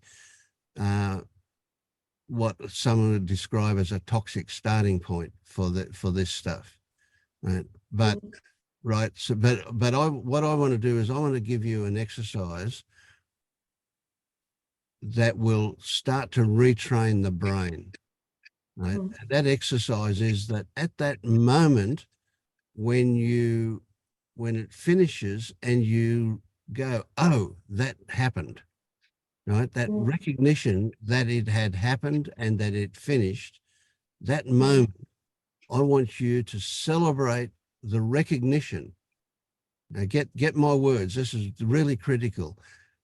It's got nothing to do with what you've been through. It's got nothing to do with ideas about it coming back. It's got everything to do about the recognition that you can see that it happened and it finished. That moment of recognition. I want you to celebrate that recognition. I'll repeat that again. I want you to celebrate the recognition, only the recognition, right? And how I want you to celebrate it is by having a laugh. Laugh to yourself. Fake it if you've got to, that's fine. But have a laugh. Even that smile that you've got now, that beautiful smile it changes the hormones in your body. It causes you to flush out stress hormones and replaces them with good hormone, feel good hormones, right? And what you do is also, as a result of that, what will happen is that you will delay the other habitual thing that comes along that says, oh, what if it comes back, right? So you will thwart that for a moment. And consequently, what will happen is you will start to develop new synaptic connections in your brain, which will start new neuronal pathways, right? And consequently, what will happen is that you'll start to, that will be the establishment of a trigger for that moment of recognition to come sooner than it used to come. It will come sooner and it will come more frequently than it used to come. Now, of course, none of these things we control. So what hopefully this conversation will mean that next time you come out of it, the thought will arise, oh, that's what Vince said about recognition, right? And then you'll go, oh, ha, ha, ha, ha, ha, ha, ha, ha, right? And that will just make you feel different. That will absolutely change the hormones in your body and you'll feel different. But it will start that new pathway in your brain that isn't there at the moment. Wow, that's great. Yeah. Yeah, I'm excited to try that. Because what I normally do, which might be the wrong thing, but I normally journal about it and then I write down the childhood experience. But Yes. maybe I'm just doing the Well, wrong that's thing. getting you back into it in a way, and that can be appropriate. I'm suggesting that it would be much better for you to do that with a guide than by yourself, though. Yeah, Right. you've got somebody talk to Panilla about it or whatever, but yeah, because that stuff is where it comes from. That what's in it, but it's not something you can face directly by yourself, because every part of your being wants to avoid that. That's what the whole thing is about. It's an avoidance procedure. Yeah. Yeah. No, that's great. No, I do want to get a guide that's been made. I haven't got Panilla, I haven't got a guide. Right. I didn't even know you could get them until last week. So I'm quite clear I need some guidance. Yeah, so I'm going to be looking into that, and being on here is guidance as well. Yes, So yes, absolutely. Yeah, yeah. yeah, lovely, And lovely. Thank we you. could do a bit of that here if you like as well, but not today. Yeah. Yeah. No, it's too I late don't now. actually have a finish time, but it's getting to the time when my body is saying I need to get up and move. So, yeah. Yeah. No, and that, just ending it with that for me is great, because I've just been so desperate with this, and now I've got something different that I can try, and I understand the synapses brain thing, so makes sense to me that Yep. would be right. Yeah, I'll try that. Definitely. Yeah, well, there's Thank all of these meetings are on YouTube publicly, or at least after a while, I started making them public. So there's probably about 50 of them there that you can listen to or watch or whatever. I'm watching them all this week, don't worry. Yeah. I'll be 24/7 with it. I've loved this meeting. Thank you so much. It's been Yeah, you're welcome. amazing. Thank you. Yeah, yeah, good stuff. Yeah. I feel good towards you. I feel really, yeah, that's good. Yeah. Yeah. Thank you. It's hard to get to everybody here. It's a bit too much. Yeah. So if anybody else has got something they want to bring up, now's the time to do it.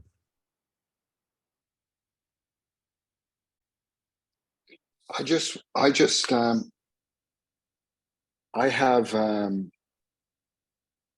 I have expectations. I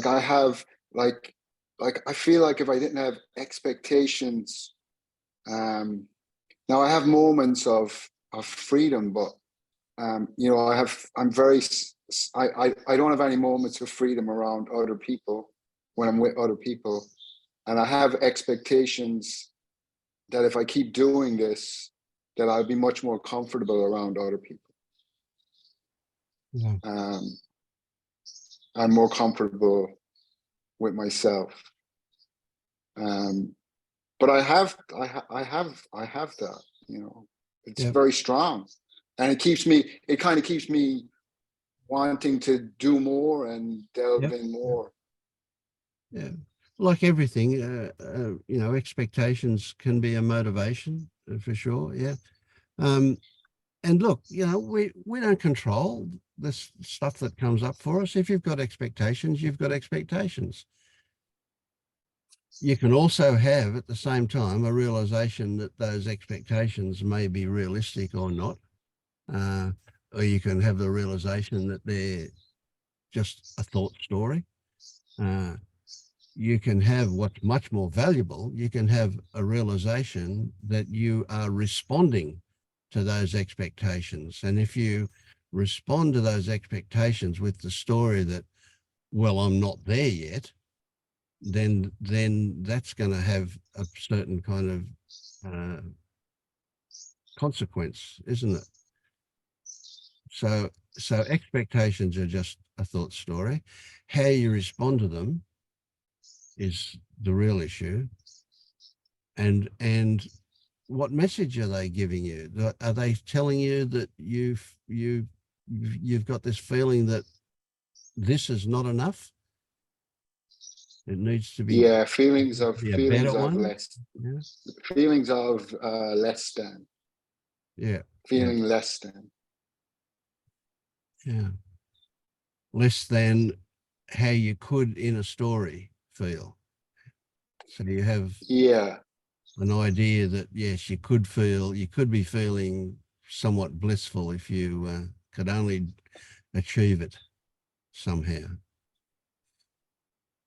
Yeah, there's always a lot of the time it's, you know, the grass is always greener. I'm chasing something. Yep. You know, for me, it's just, I'm beginning to, but it's getting better. I think I'm beginning to slowing down and relaxing. Sure. Just slowing down. It makes such a difference. So to relax just on my own. You realize that chasing something is like chasing a shadow, that the sun's behind you and the shadow's in front of you, and no matter how fast you run, you're never going to catch it, are you? No, I'm realizing that, and it's painful. It's very painful. Yeah. And it's all about, I think for me, it's about the pain of that to be more painful than actually staying here in the present. Oh, yeah, sure. Yeah. But staying in the present for me is also painful. Yep. It's painful too, you know, really being present with myself brings up a lot of discomfort. Just like I feel like yesterday I was sitting here and like I could feel like this pit in my stomach, this like emptiness and void, and I didn't want to be with that. You know, I want to eat, or I want to, you know, Yeah, I want to go to bed, or I want to turn on the television. You know, I don't want to be with that. Yeah, divert But from. I'm becoming more aware. Which I know is it's a blessing. You know, that it's a blessing to become more aware. There's a but bit of it's an not irony, though, isn't there, in the fact that chasing expectations can be painful, but it's less painful than being here in the present. Yeah. So even though they're both painful, you know, one is a diversion from the other. Yeah, and I suppose maybe this is just my mind, but that needs to flip.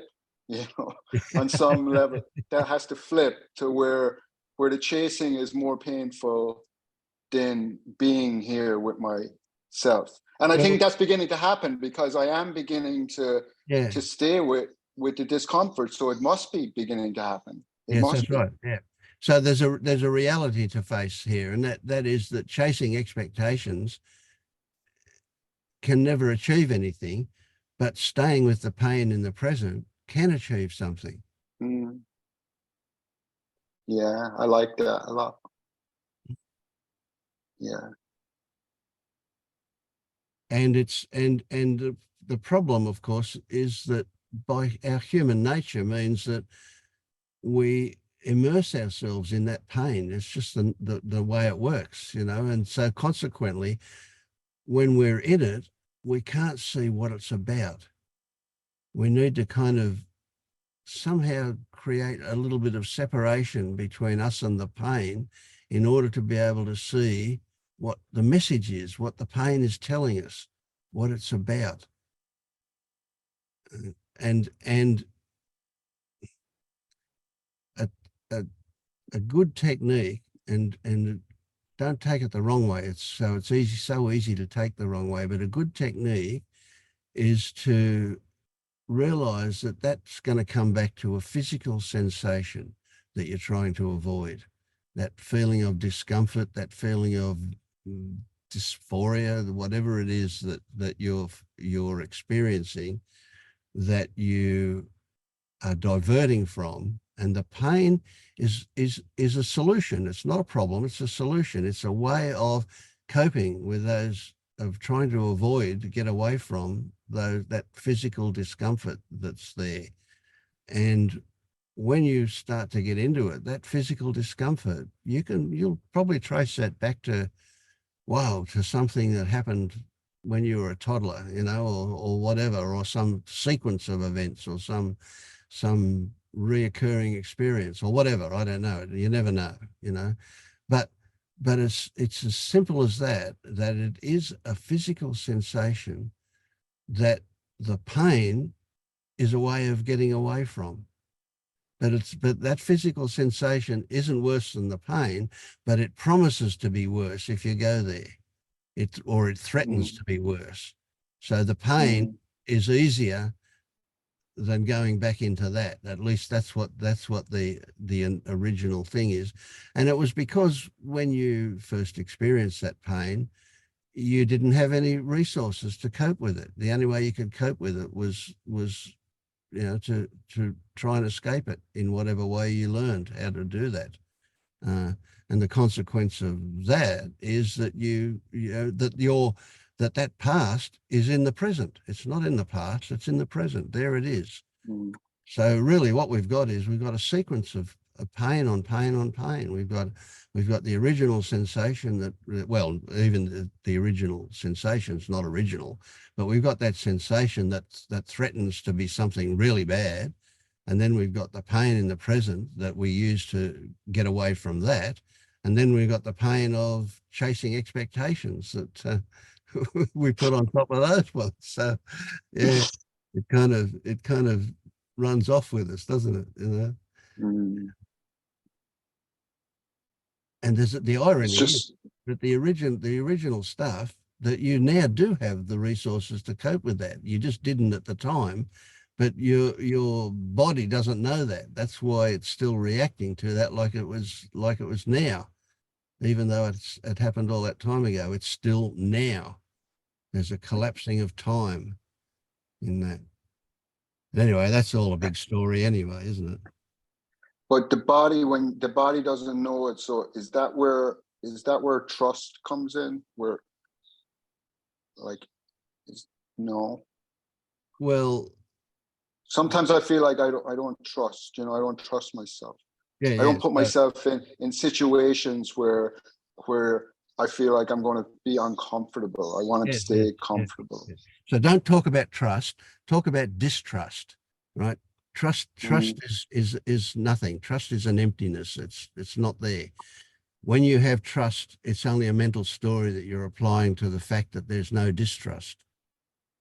So when you say you don't trust, swap that around to say, I do distrust. I have distrust about that circumstance. I have, and there's another irony here. You can say I distrust how I'll feel when I'm with other people, but then you can say I do trust that I'll distrust. It's a belief. It's kind of like, it's a sure thing you're saying in that way.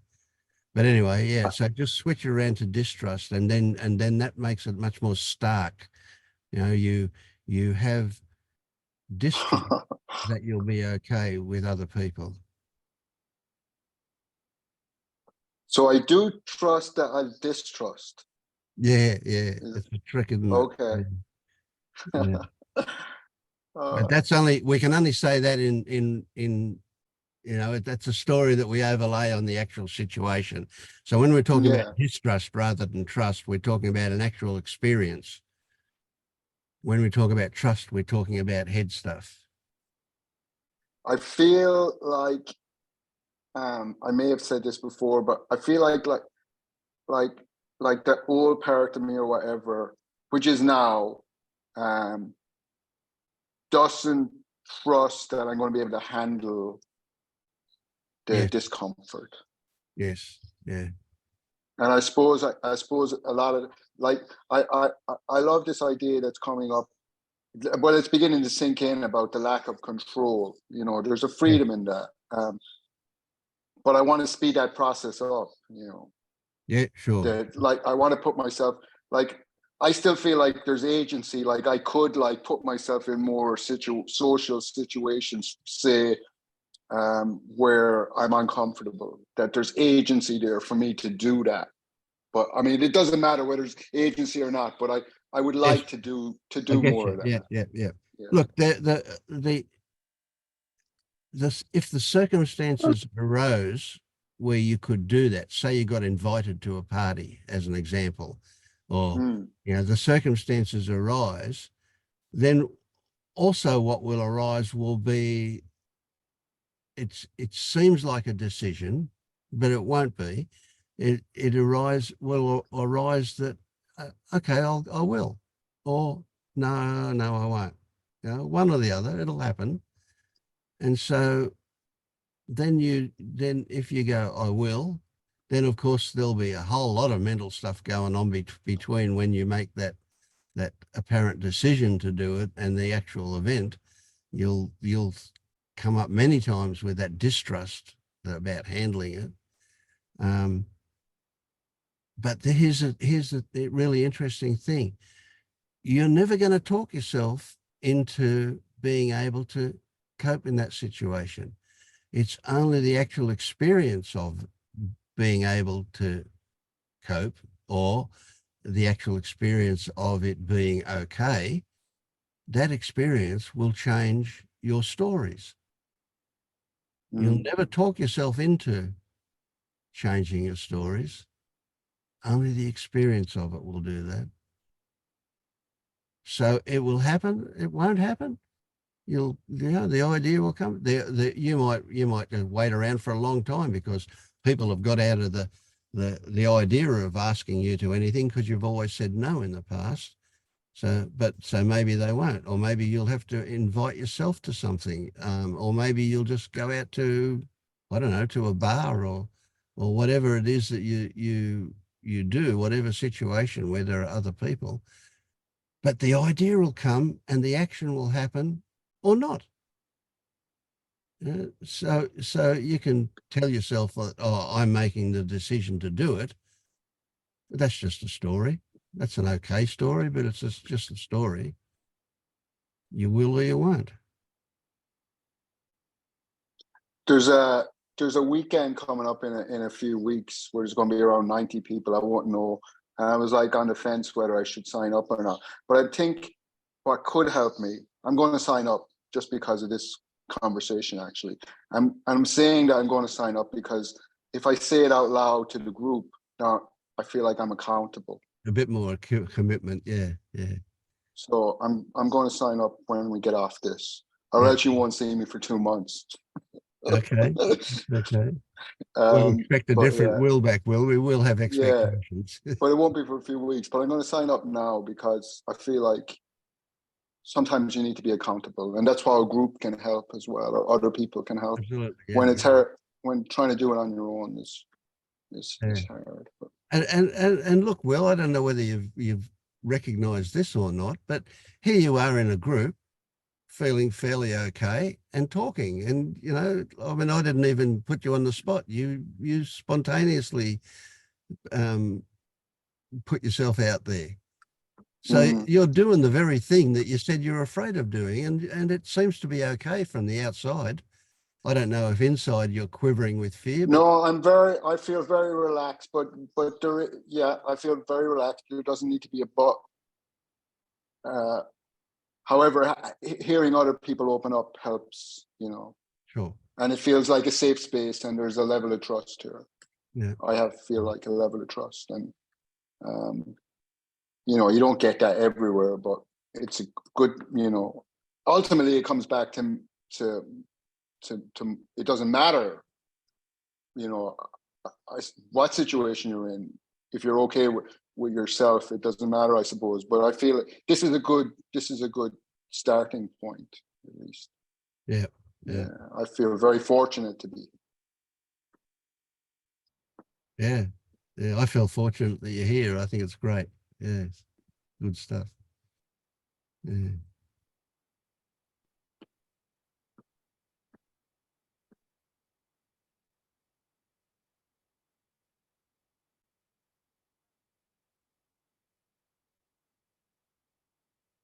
I have a follow-up. So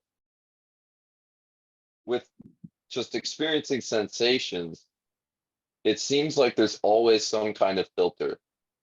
There's always some kind of mental filter, or this like imagination of what the body is or going on. How do you get to the point where you experience the sensation directly? I'm sure it happens. I'm just not. Yeah, that's a good one.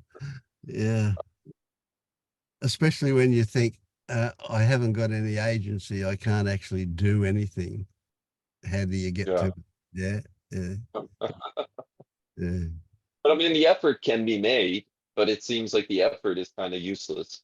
Well, it's even the opposite of useful. It's actually inhibits a lot of things, that effort. Yeah. So give me, I mean, I get what you're saying at an intellectual level, but give me an actual experience. Like, let's say right now you want to experience whatever it is that you're feeling. Right? Can you feel where your feet are on the floor? Yeah. Okay. And Right. Right, so you didn't need to change things, but okay, you have. So there's sensation somewhere down there, is there? Where would you say the sensation was? Yeah, the balls of my feet. On the balls? Okay, yes. So the front of your feet are more, have a bit more pressure on it than the back of the feet, eh? Yeah, Yeah. yeah. And They're kind of off. outside to inside, is it the same right across your foot, or is it more on the outside or the inside? Yeah, one's more on the outside, one's more on the inside. Okay, yeah. And that Uh, that sensation, does that sensation have can you give it a weight? Is it, you know, like is it a lot of weight or a little bit of weight, or is it what's the intensity of the sensation in terms of pressure? Yeah, relatively light amount of weight. Yep, so not too hard, yeah. Yeah, Okay, so would you describe that as being fairly comfortable I can't say. Um, or uncomfortable? yeah, I mean, it's comfortable, it's fine. Yep, The description of comfortable feels weird. I mean, I'm not uncomfortable. Yeah. yeah, gotcha. Okay, all right. So it's really a bit nothing in terms of comfort, but it's not Yeah. uncomfortable. Yeah, gotcha. Yeah. So could you give that sensation? Yeah, what's the first thing that comes to mind when I say does it have a color? Is there a color to it? Ooh.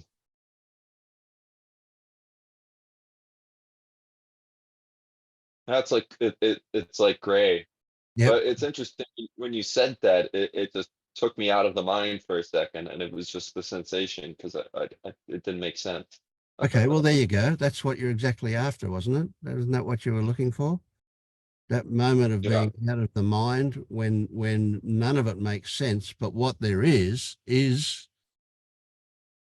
sensation. Well, even Yeah. sensation is to put a label on it, isn't it? What there is something that we can't really describe for a moment, just for a moment. Yeah. Yeah.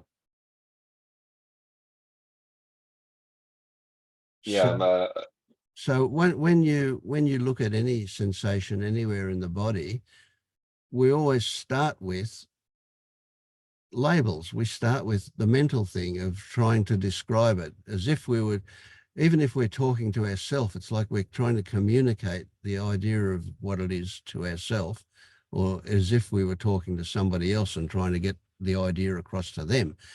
But of course, you realize very quickly that nobody else can get even close to appreciating what that sensation actually is. What you're actually feeling there is way too complex and too subtle for you to communicate accurately to somebody else with words. So when you get that, you immediately can drop the words and just sink into what the thing appears to be, what it is. And so we don't even talk about color and pressure and location. What we do is we just experience that feeling. And when you can sink in and just how can I put it, submerge yourself into that feeling, then you're there. That's a direct experience.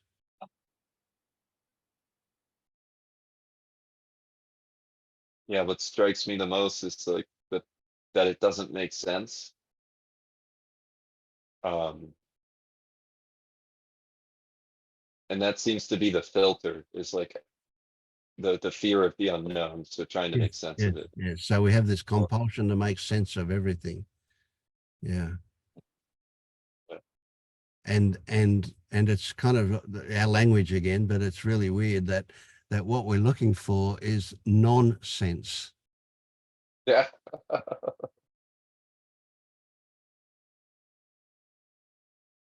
Yeah, and that doesn't make sense. Um, which is another weird one of our language as well, because what we're talking about is actual sense. And when we say it doesn't make sense, what we're saying is that the mind can't do something with it. But when we say it doesn't make sense, it actually does make sense. It's only sense. Yeah. Yeah. Just direct sense. And it,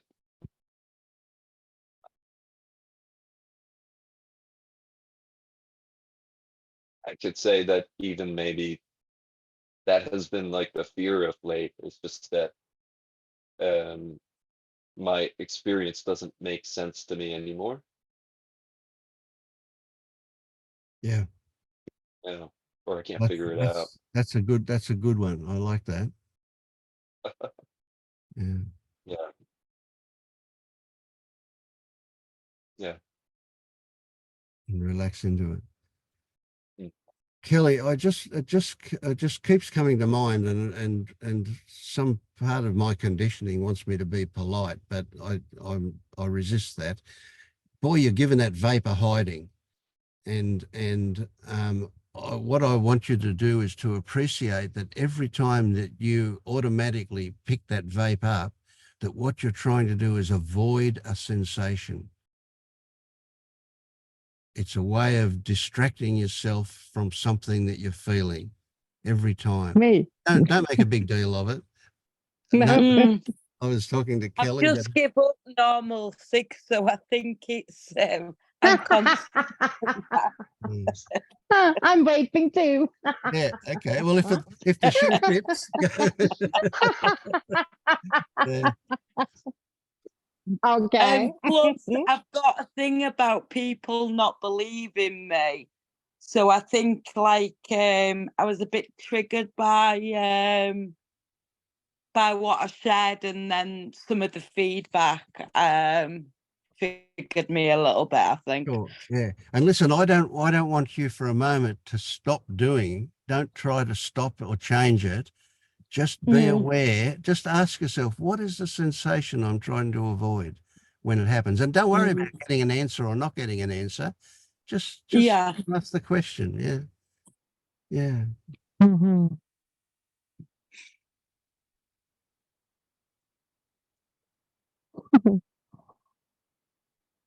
I think it's it's nervousness. Well, that's a good story. Yeah. And it's probably true, but yeah. Yeah. That's how I stopped smoking. I noticed that before I went to roll the cigarette, something happened before I went to roll the cigarette, and I became aware of the trigger that made me roll the cigarette. And so it gave me a gap between the cigarette and you just reminded me. Mm. Oh, thank you for that. Yeah, Eventually I do want to stop this. Yeah, and it won't be you stopping. When stopping happens, it'll be because stopping happens. Yeah, don't make that a big deal. You start chasing the idea of stopping smoking, and you just consume yourself with something else that's totally irrelevant. Yeah. You don't. Stopping will happen when you're ready to stop. Okay? Yeah. And if you can see that there is a sensation there that you're trying to avoid, stopping will happen pretty quickly, because you'll go, oh, that's a bit crazy. I don't need to avoid that. It's not so bad. Right? It's just. I know what it's nervousness. That's what Yeah, I tried to. yeah. It's new things Again, and nervousness. get below the label of nerves and ask, what is it that I'm calling nerves? Right? What is the sensation that I'm describing as nervousness?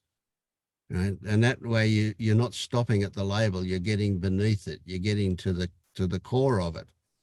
But when you say, oh, it's nerves, or even worse, if you say it's just nerves, right, that you don't go any further. Yeah. Yeah, I think we're going to wind up now, Paul. Anyway, I think it's getting to that time. Yeah. Thank you, Vince. Okay, you. you're very welcome. Yeah, I love thank you guys. you. I'm so pleased. Thank with you you. Bye-bye. for Thank you, lovely everybody. meeting everyone. Absolutely. Thank you. It's been a great- Bye all. Bye. Bye-bye. Bye-bye. Thank you. Bye bye. No, bye. Bye.